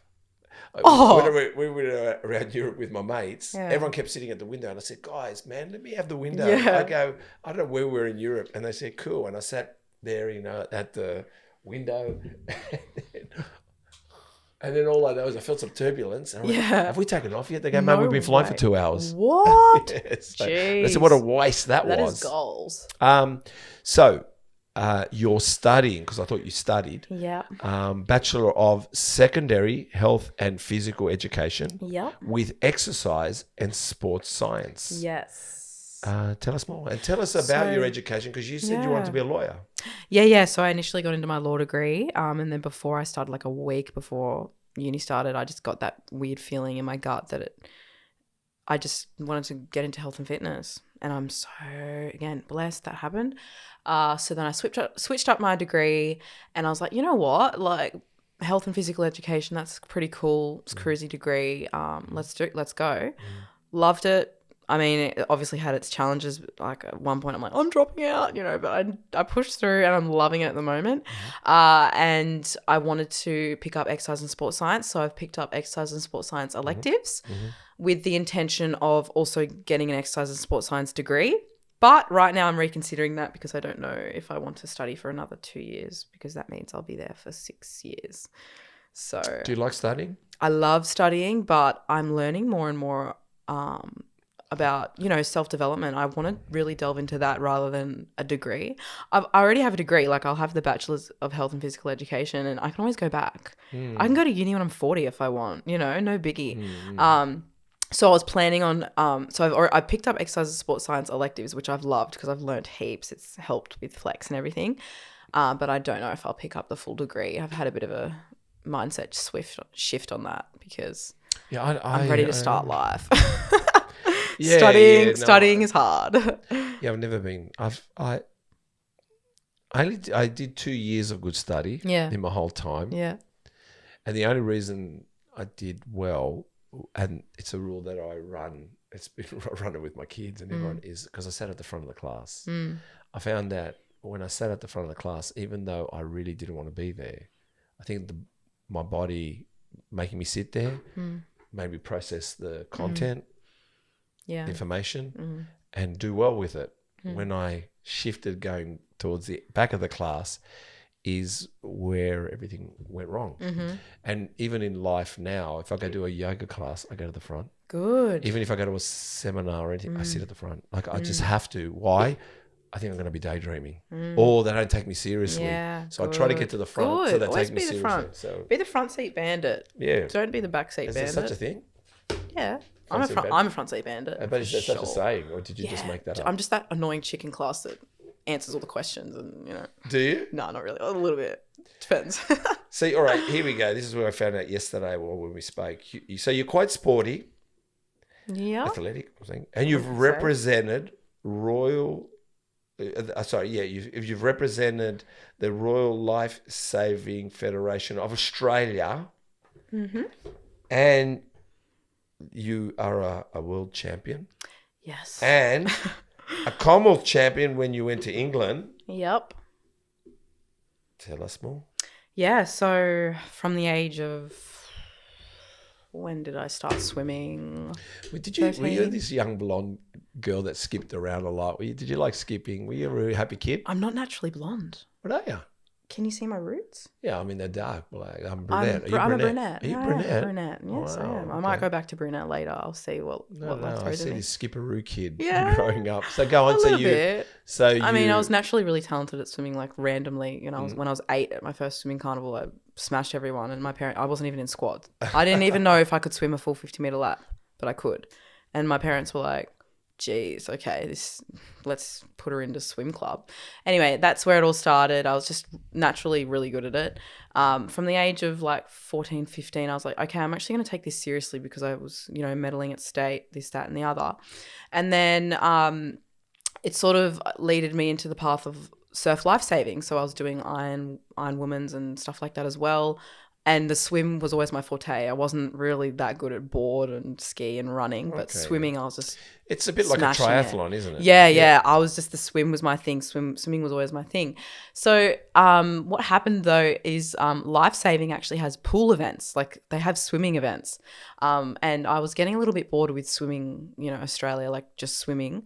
And it's actually a lifesaving event. So all of the events are simulated rescue races. Right. So my race was called the Rescue Medley, and it's where there's a 70-kilo mannequin on the bottom of the pool. It's a 3-meter pool. You swim 50 meters, you sprint 50 meters, you do a turn, you go 17.5 meters underwater, like, you know, streamlining.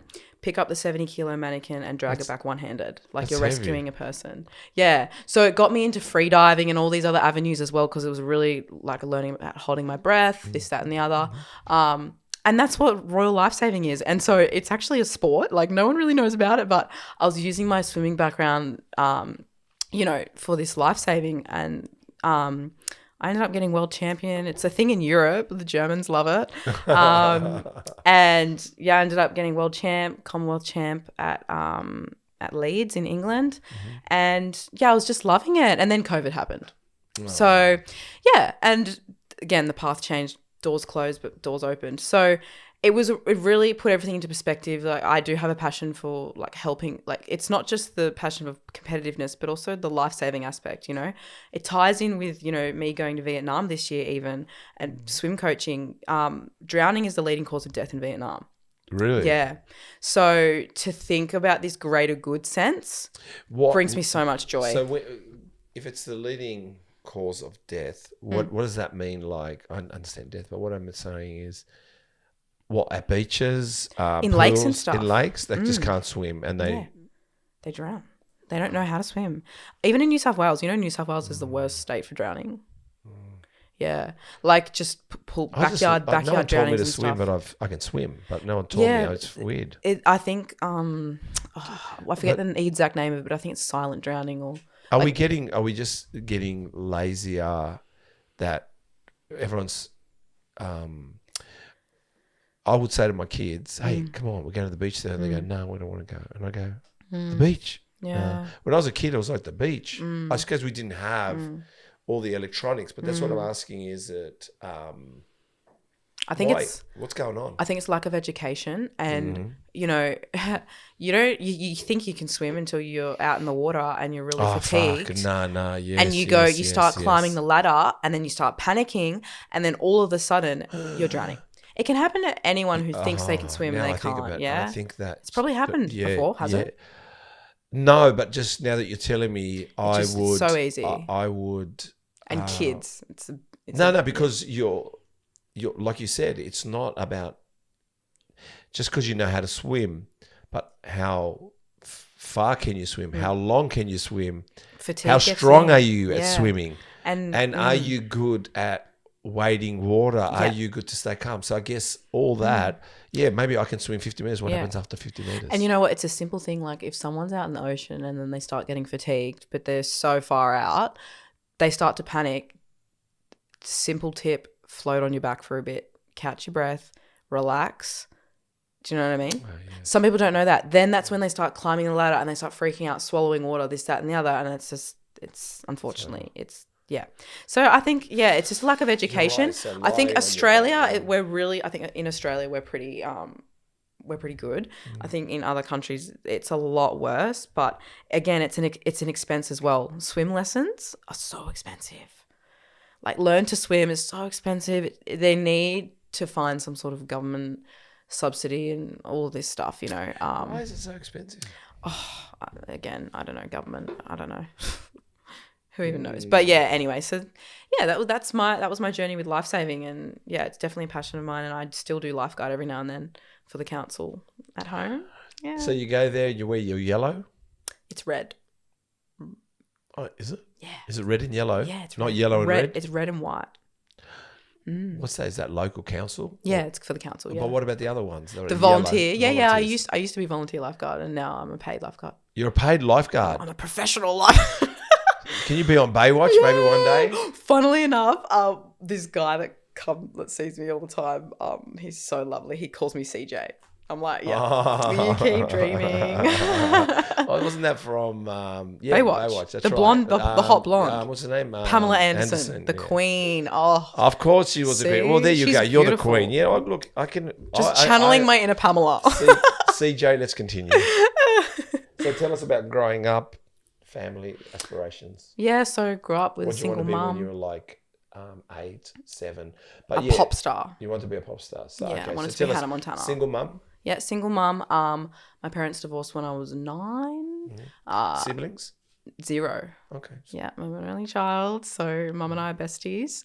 And yeah, like my mum is the best. She is the best human being. I'm blessed. I feel like I've said that so many times.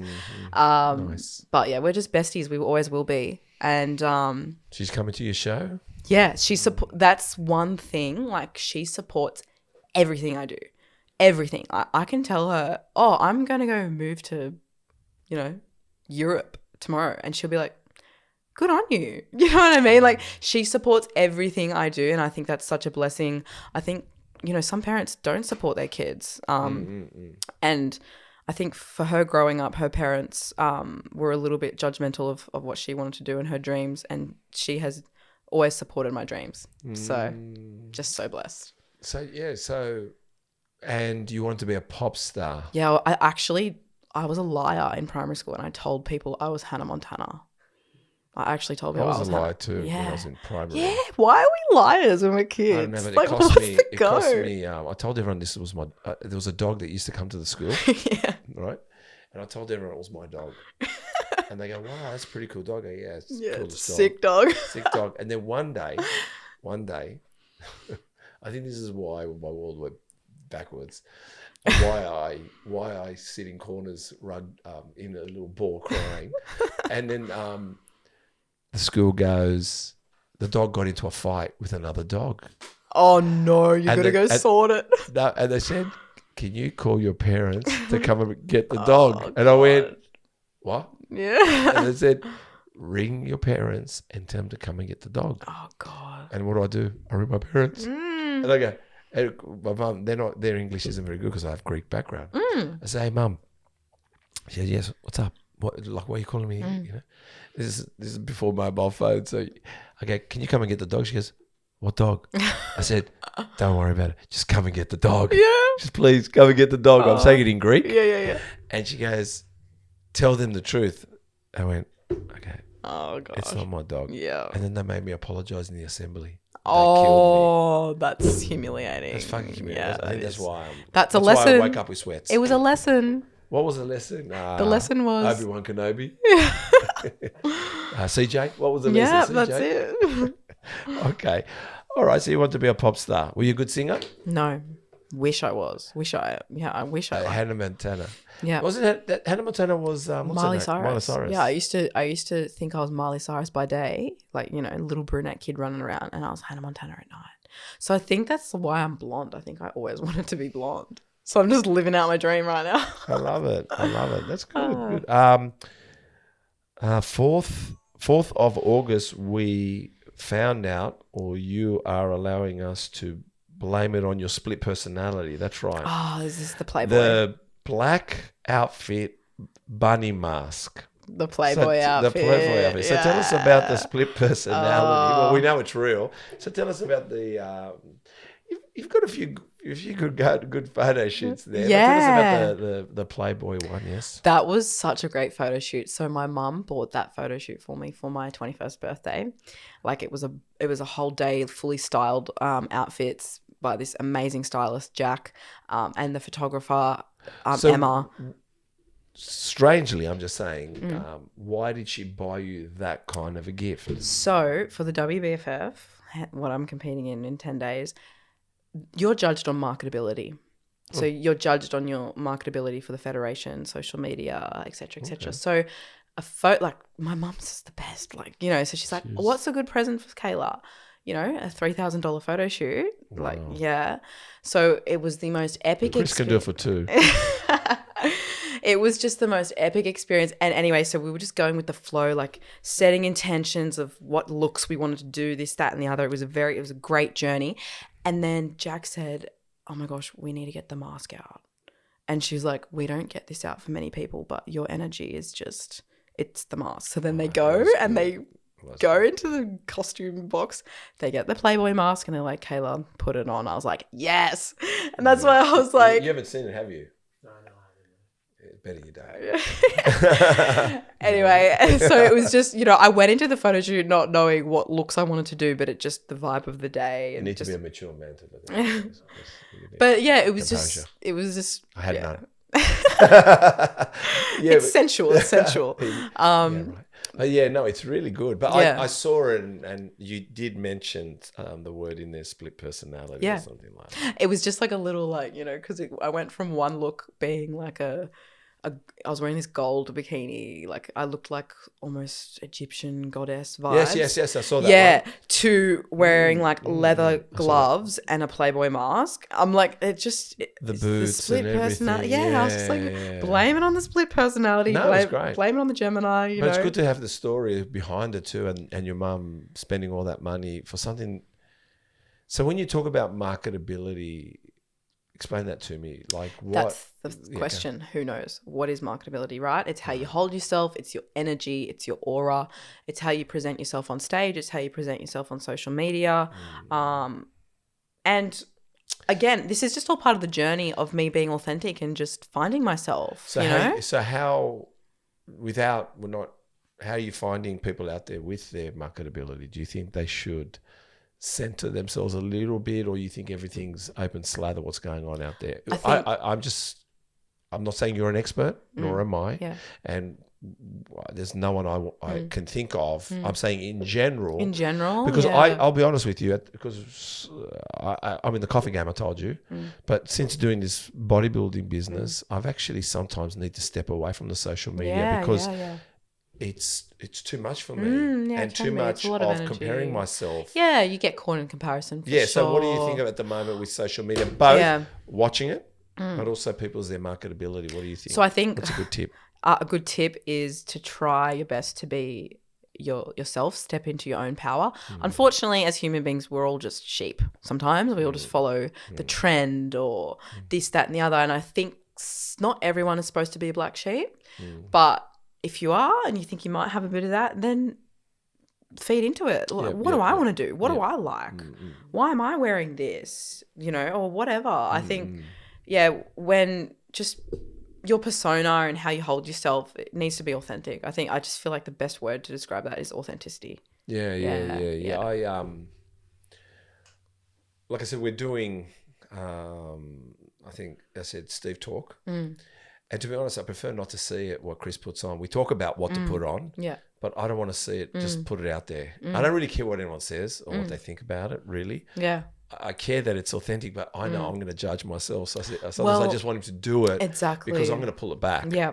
And I don't want to pull myself back. Yeah. When we're talking about, like, I guess, social media and stuff, I think another key tip is like really freeing yourself from other people's opinions. Yes. Because why be chained? Even for approval, let's say that. Even for approval. Why be chained to someone else's opinion? And I'm not talking about just everyone. I'm talking about sometimes people close to you as well. Free yourself from their opinion.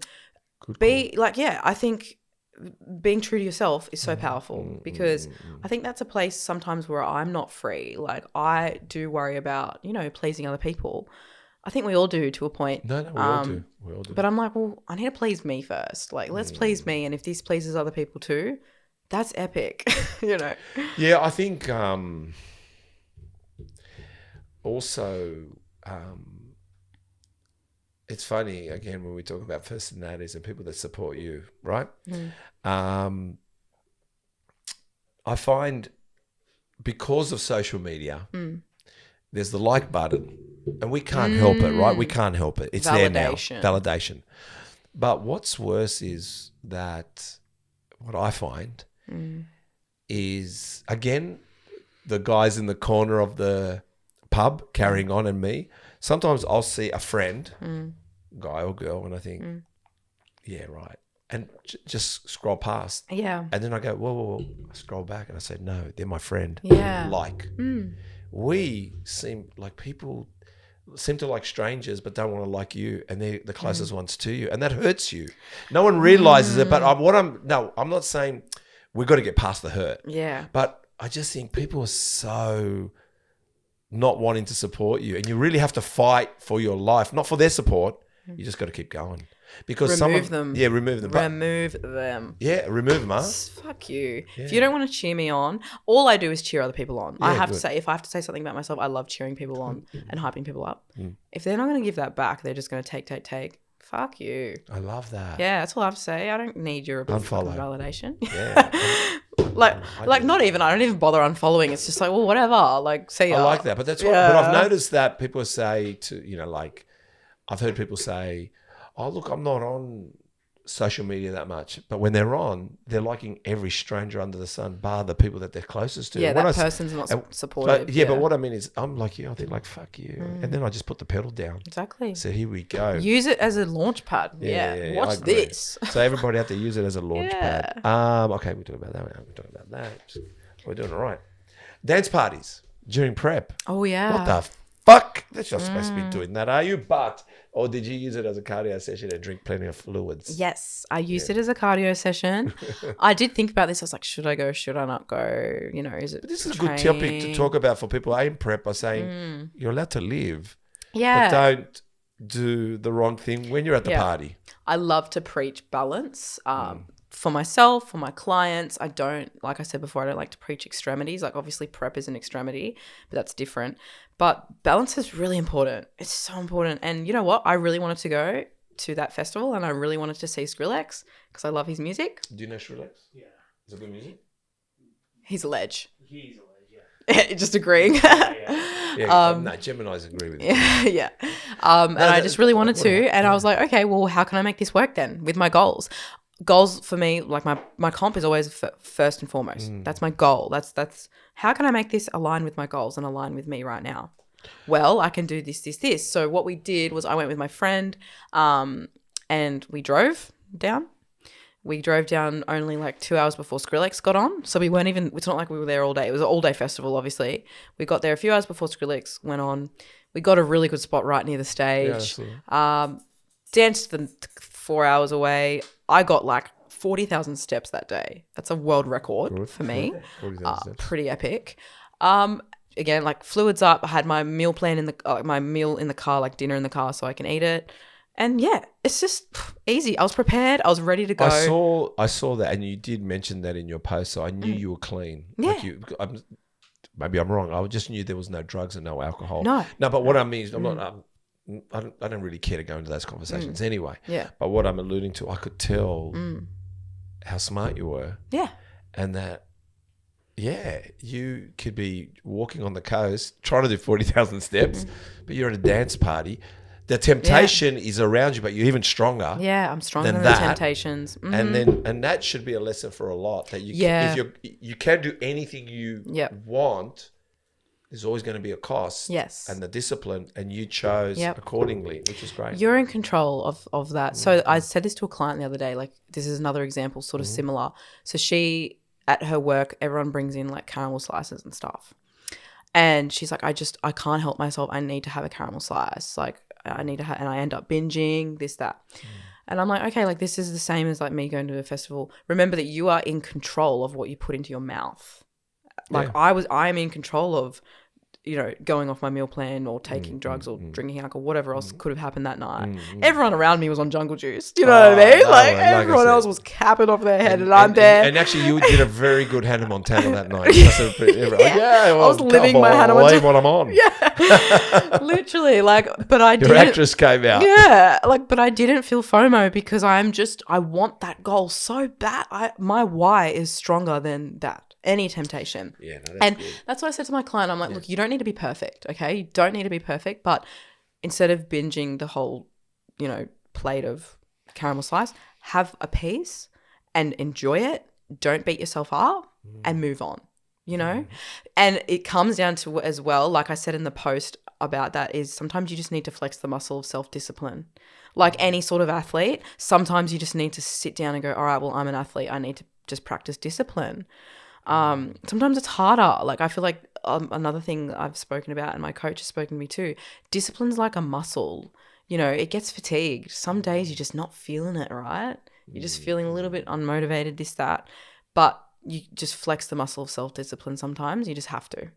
There's growing up and being in business, and I when people have a real fuck off moment or a stressful moment, something doesn't go right, and or a sad moment, everyone hits the ice cream or the chocolate.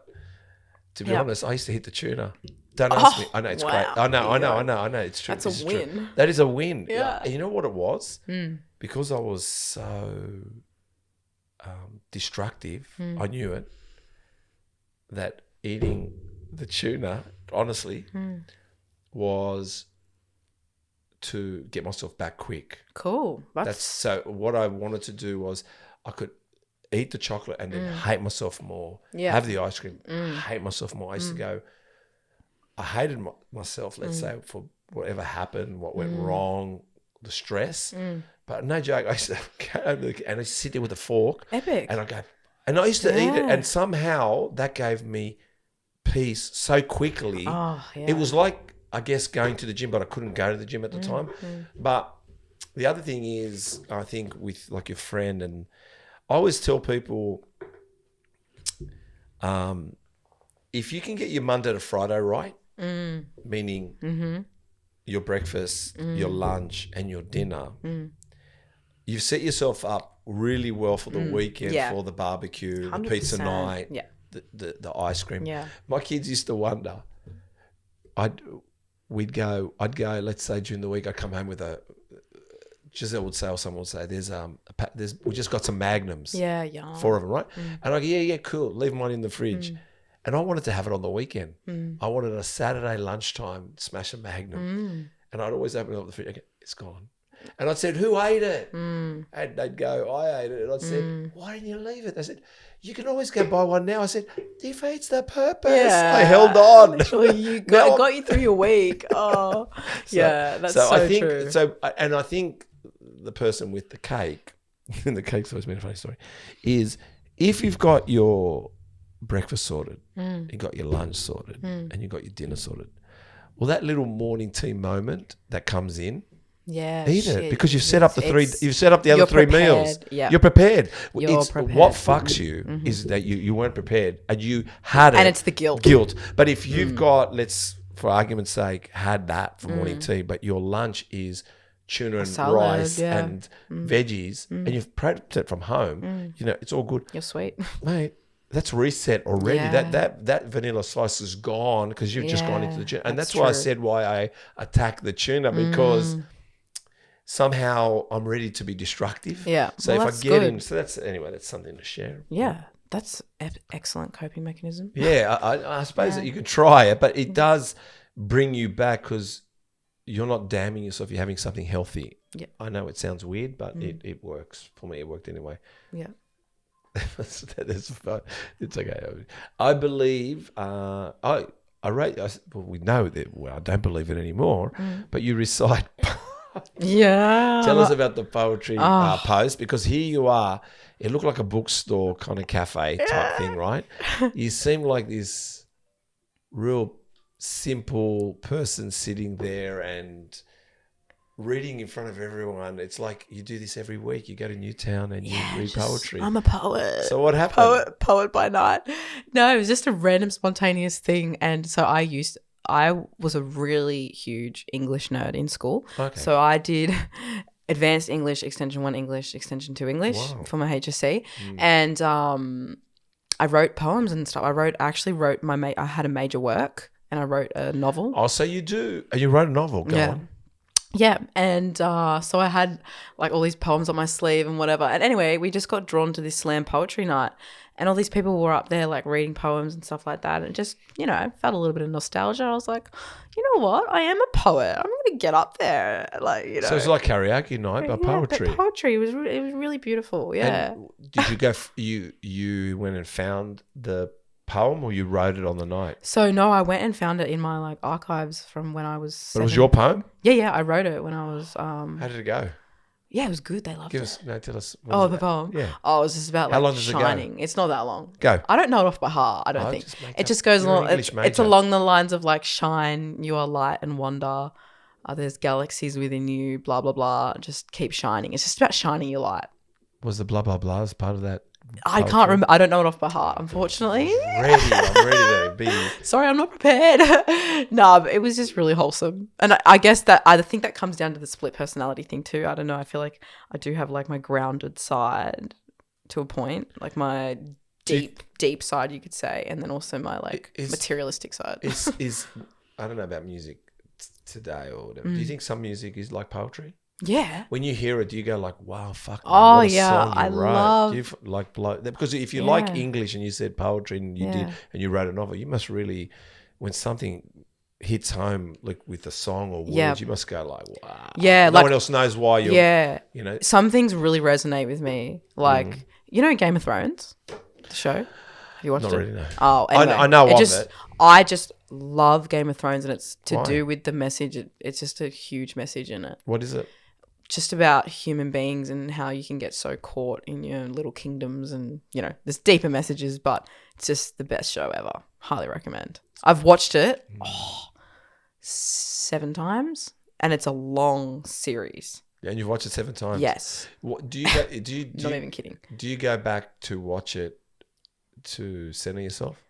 Not really, just there's more messages. You're just like, oh, that resonates, all that. And I love it. It's just, I don't watch TV actually, fun fact. But also, do you also watch it to escape?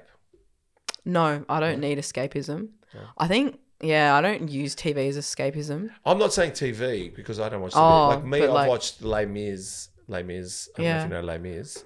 No. It's called Les Miserables, whatever it's Les Mis. Oh, yeah. Yeah, I've watched that like 25 times. Oh, and it's like your movie. Yeah, like I know what you mean. Yeah. When I need to leave this world. And that's your thing. I put it on and then I listen to the journey of Jean Valjean. I think, And when I watch his journey, because he goes... Can I tell you quickly about the journey? Yeah. I'll let you know. Yeah. Can I tell you about the journey? Yeah. Uh-huh. The journey goes like this. It's a guy that's...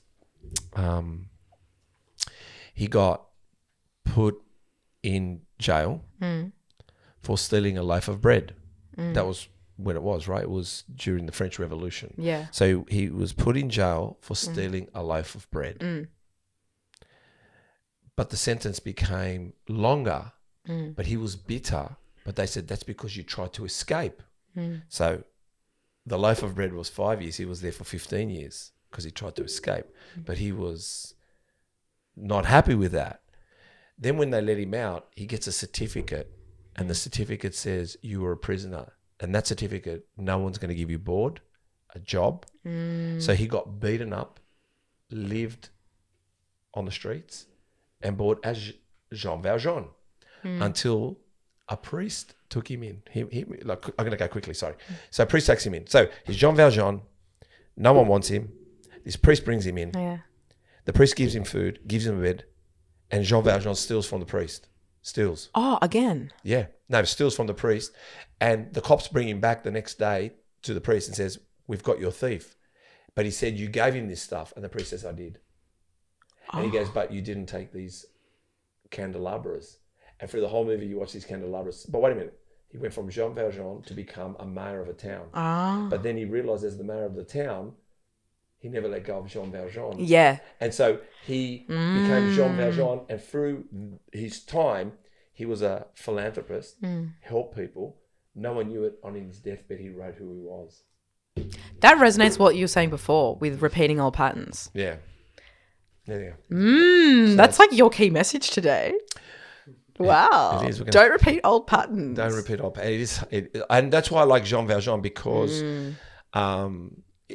basically at the end, he was, and there's a, at the end of it, he was, you have to watch the movie, but at the end, he did the job.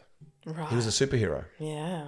Like he was a Superman, but no one. But he played Clark Kent through the whole time of his life. So it was and that's what inspires me is the superhero that no one knows. Yeah. The Cape Crusader that no one knows. And I'm telling you, again, I could bring up stuff, but I won't because I won't. Because then I'm not a Cape Crusader. But anyway, how do you? Oh, all right. This is a general question for everyone out there. All right. Yeah. How do you, or does one enjoy chocolate, sweets, enjoys a drink or two, goes out, and it's not all about competing, but to feel balanced and in shape? How does someone, if you said to someone, look, I want to do something with my life, meaning Get fitter, mentally, feel healthy, but feel good. I just don't.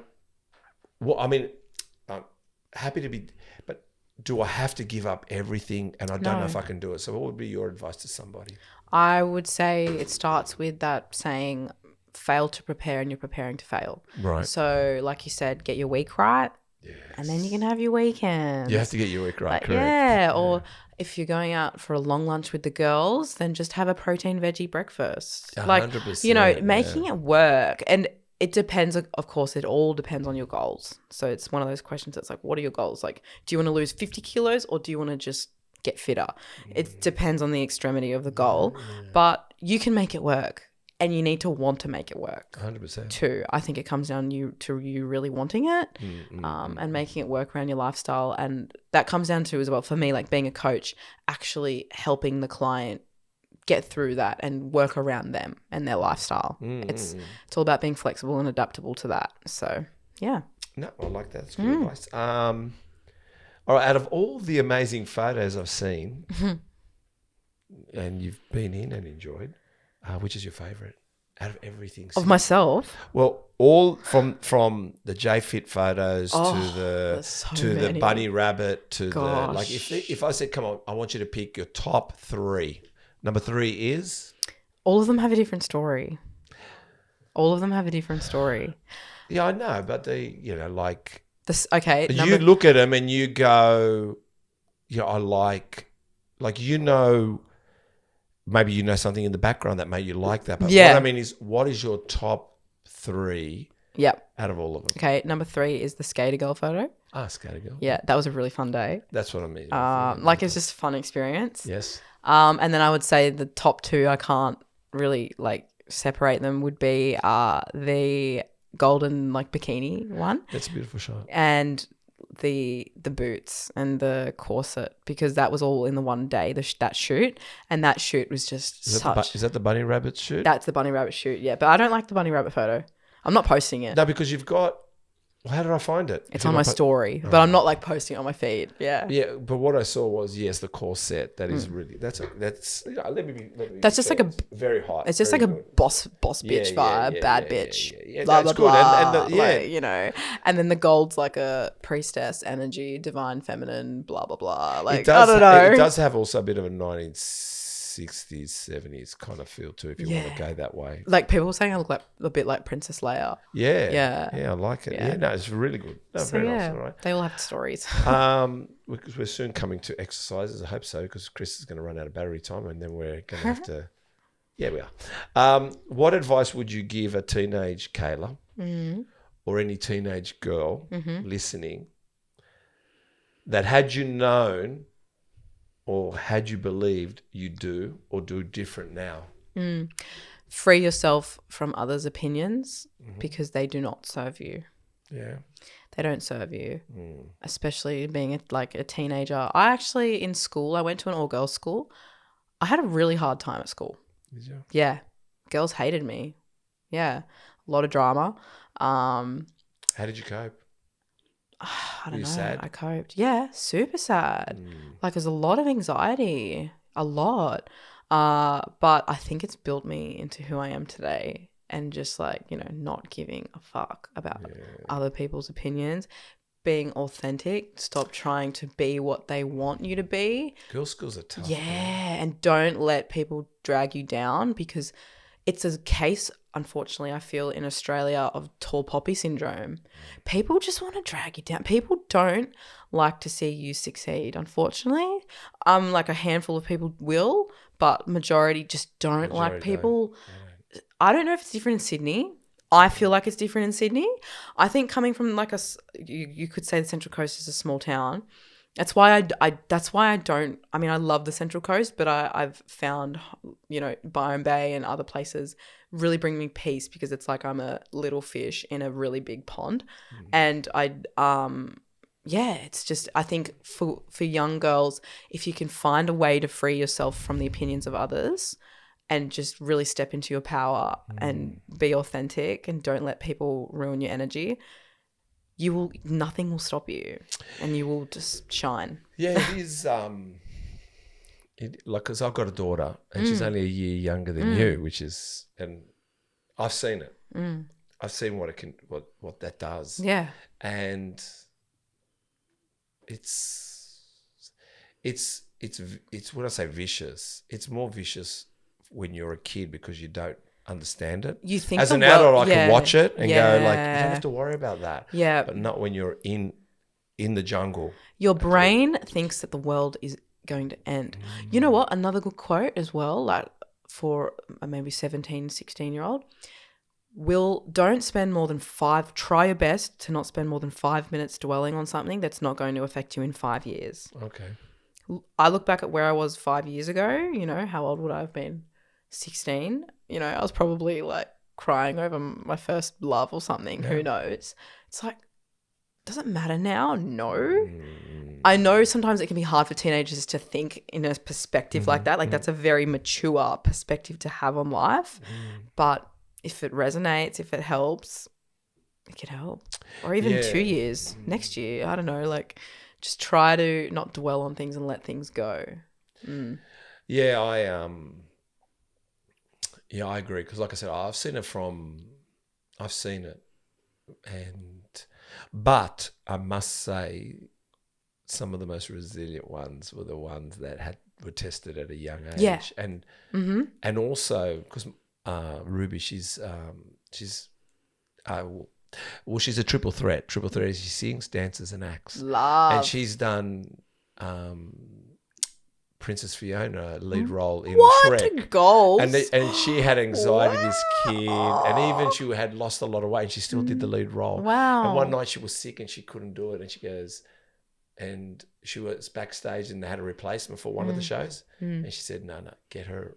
She's not doing the next one, back on. And she did the rest of the show. So she's I always said she's actually my mentor. I love that. Yeah, that's isn't so she? beautiful. Yeah, I still lose my breath every day I see her. Oh. So from the moment she was born. But That's okay, beautiful. I'll start crying. Oh, okay. daddy moment. Daddy moments. All right. That's so beautiful. Let's just put it off the camera. That's Ratings. so beautiful. It's marketing. It's marketing. Yeah, marketable. Bless. Yeah, that's it. Marketability. Give me a tissue, Chris, quickly. I just need some space. I just need some space. Space. I just need some space. All right, let's go over the body now. I'm gonna go over the body. Mm-hmm. I want an exercise, just one. Yeah. Sets and reps. Okay. Okay, so like, you know, I tell people the same thing. If I was to say like side delts, maybe standing, you know, flies. Yep. I'd probably 3 sets. You know, I kind of would go maybe 12 to 15 because I find if you go too heavy, you're just swinging. So Yeah, I yeah. kind of slightly heavy, but when you Yeah. get to 10, you're going to die on your last 5. So Yeah. I go there. So that's what I mean. Okay. Yep. Okay. So, and if you don't do it, you don't do it. That's okay. But I'm going to, and most probably girls don't do this one, is traps. Oh, you know, women have the best traps. I know because- why. Yeah, I know. I've people have asked me, what do you do to train traps? I've noticed that. I'm like, Yeah. right. Chris, what is the traps? Look at the I traps I know. know. She's got great traps. I think it's from swimming. So I'm lucky. Well, But- actually, yeah, I guess yes. But, you know, we had Kaylah was on the podcast just recently, her podcast. And she had amazing fucking traps and shoulders. But, yeah, right, go on. Swimming, traps. Yeah, look, an exercise for traps. Ugh. Shoulder shrugs, I guess, shoulder shrug. to a point. Yeah. Yeah. I How many I sets think reps? you're asking the wrong person about Yeah, that's traps. okay. Say no. But, yeah. Well, look, if I was to do, because I can't let go of it. Everyone says they don't do it. I can't let go of it. So I do just one set. yeah. I've seated shrugs. I have to give homage to actually Ryan Bennett mentioned something about sitting on a chair a little bit lean forward, but Yeah. pushing your shoulders back Yeah. and getting them up. Yeah. And I just go to failure. Yeah. Just do fair. one set, failure. It's done, fair. and I I'm like out. that. Just for my mind. Get the traps popping. Just get my traps popping. Yeah. Anyway, it's another story. Delts. Let's go Delts. with back delts. Oh, redelt flies. Redel flies. Yeah. On the machine or the machine's gold. Or with dumbbells if you want to lean over and do dumbbells. I would say 3 or 4 sets, 15. You want to do high reps. Yeah, I think yeah. you want to do like lighter It's easy weight, to just cheat, hypertrophy. isn't it? It's easy to cheat with. Yeah, and rear delts are small. They're a small muscle, so I feel like to isolate that muscle, you don't need to go like 40 kilos. Like it's more of a just really get that pump. Yeah, Okay, side delts. side delts like Yeah. lateral. Yeah, lateral raises. Lateral raises. Oh, they're the best. How many sets and reps? I would say 3 to 4 again of 15. Again, like you said, like you use momentum if you're going heavy, so you don't want to be using momentum. Another good hack is to use like a cable cuff your wrist and do leaning side lateral raises Really? on the cable. Yep. You're using a bit of gravity there. It makes it a little bit more challenging. I can only do 2.5 kilos. It's a hard exercise. It's surprising on those cable machines. Like I can't do much either. Yeah. So It's deceiving. and you know you're getting it. Yeah. What about front delts? Oh, I mean, any incline shoulder press. Yep. Sets, reps. Oh, depends. So with shoulder press, you probably want to go for strength. So you'd maybe, let's go 3 to 4 sets of 8 to 10 if you want to go for strength. Yeah, I get that. Back. Back. Oh, well, I mean, you can't go wrong with chin-ups. Chin-ups. But You good with chin-ups? I love chin-ups. Because I got a boob job in November. No, we didn't talk about the boob job. Yeah. Damn it. How was that? It was good. It's fine. I think my pain tolerance is very high. Okay. Yeah. Just cruised. I mean, I had 12 weeks off or more. Is it you always wanted one? Yeah. Just asking the question. Always, yeah. And I mean, I compete in a sport that's about aesthetics. Yeah. I don't know why, like, you know, last season I didn't have fake boobs and you could see my pec. Yeah. I had a chest. Like, that's how lean I got. And that really hit home to me. I was like, look, I really want to feel feminine. And I think the ideal bikini bottom in my body, in my opinion, boobs. Let's be for real. Let's be for real. But what I guess we're going to keep going with this. But was it as a guy? Just because I've seen it. I've felt them too sometimes. But having said that, it doesn't really matter. But it's all good. But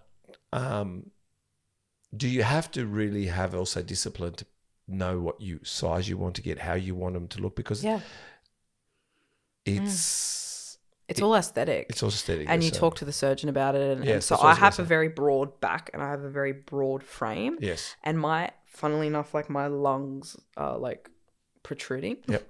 I like all my chest muscles, and I Yep, think the that's top from there, yep. swimming. Yes, of course. So it's really funny how your anatomy literally adapts to what you do. So I actually needed to go bigger and this, that, and the other. But you know, it's never perfect. Like this is so funny. My nipples are just too high. They're just a centimeter too high, and I know that's the first world problems. Yeah. But anyway, that's that.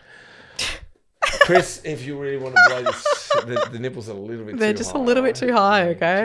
Just a little bit too high. Let's really try to pump this podcast and get it to the millions at last. At last. But yeah, back to the initial what I was saying was chin-ups are great, but my training regime changed dramatically with my boob job. Yep. You know, I couldn't even put something in the microwave for a while. I couldn't even lift my arms above my head.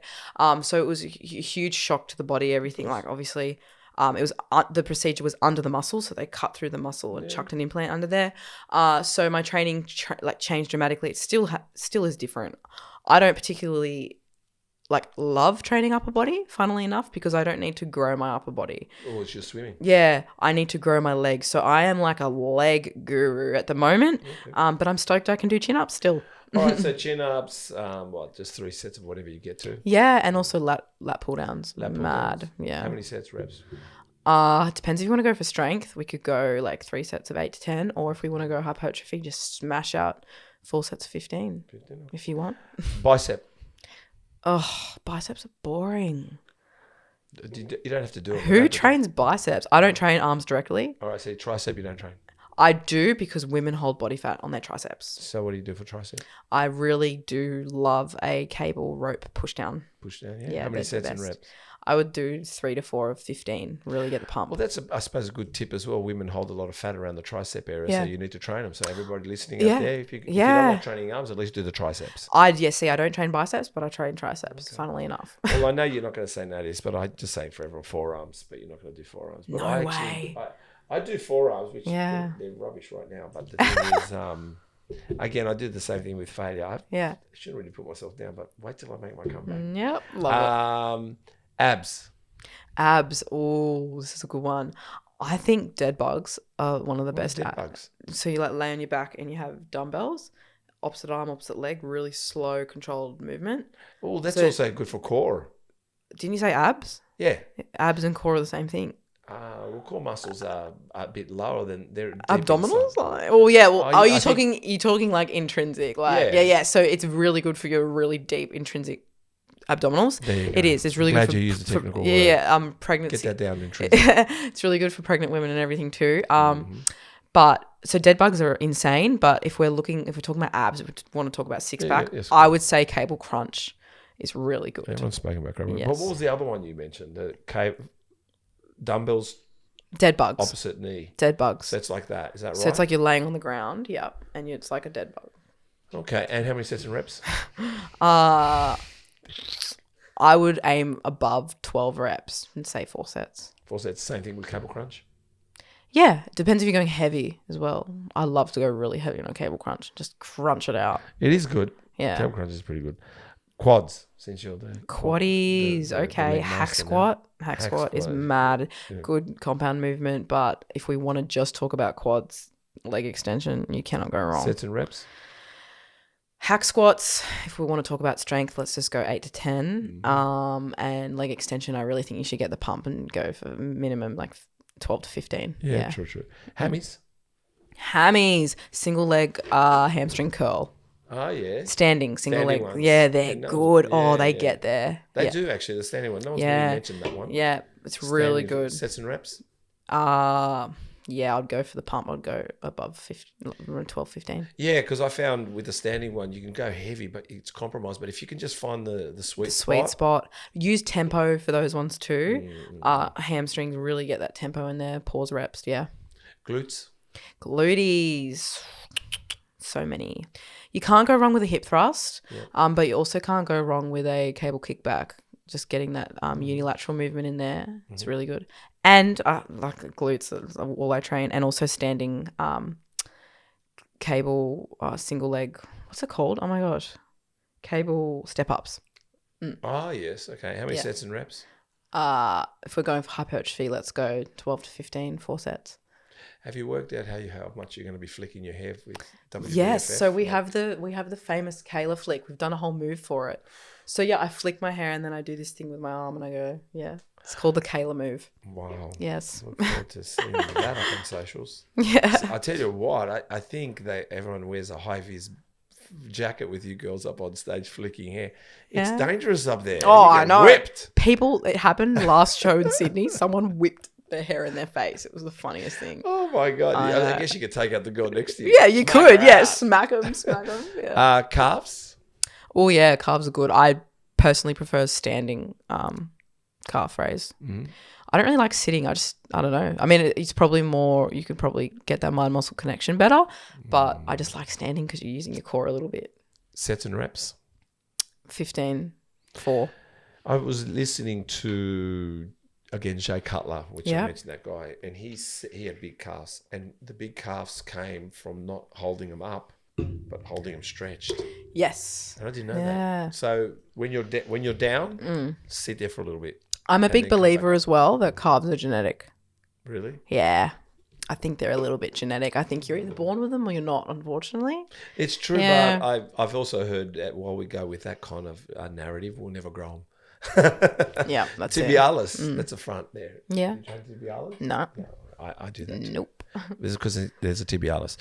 Well, we've pretty much come to the end. Now, please tell everybody where they can find you. Tell us everything. Like, okay. Go through the whole list. We're going to be here for a while. So my personal is, you can find me on Instagram, Kaylah.Holmes. Yes. And with Flex, you can go to my website, www.flexcoachingpt.com, or just flexcoaching_ on Instagram. And any sponsors or anyone out there that you want to say thank you to? Or what about the 31 minute guys? Yeah, check out 31 minutes. So just on Instagram, 31 mins, or you can check out Matt Steinwade.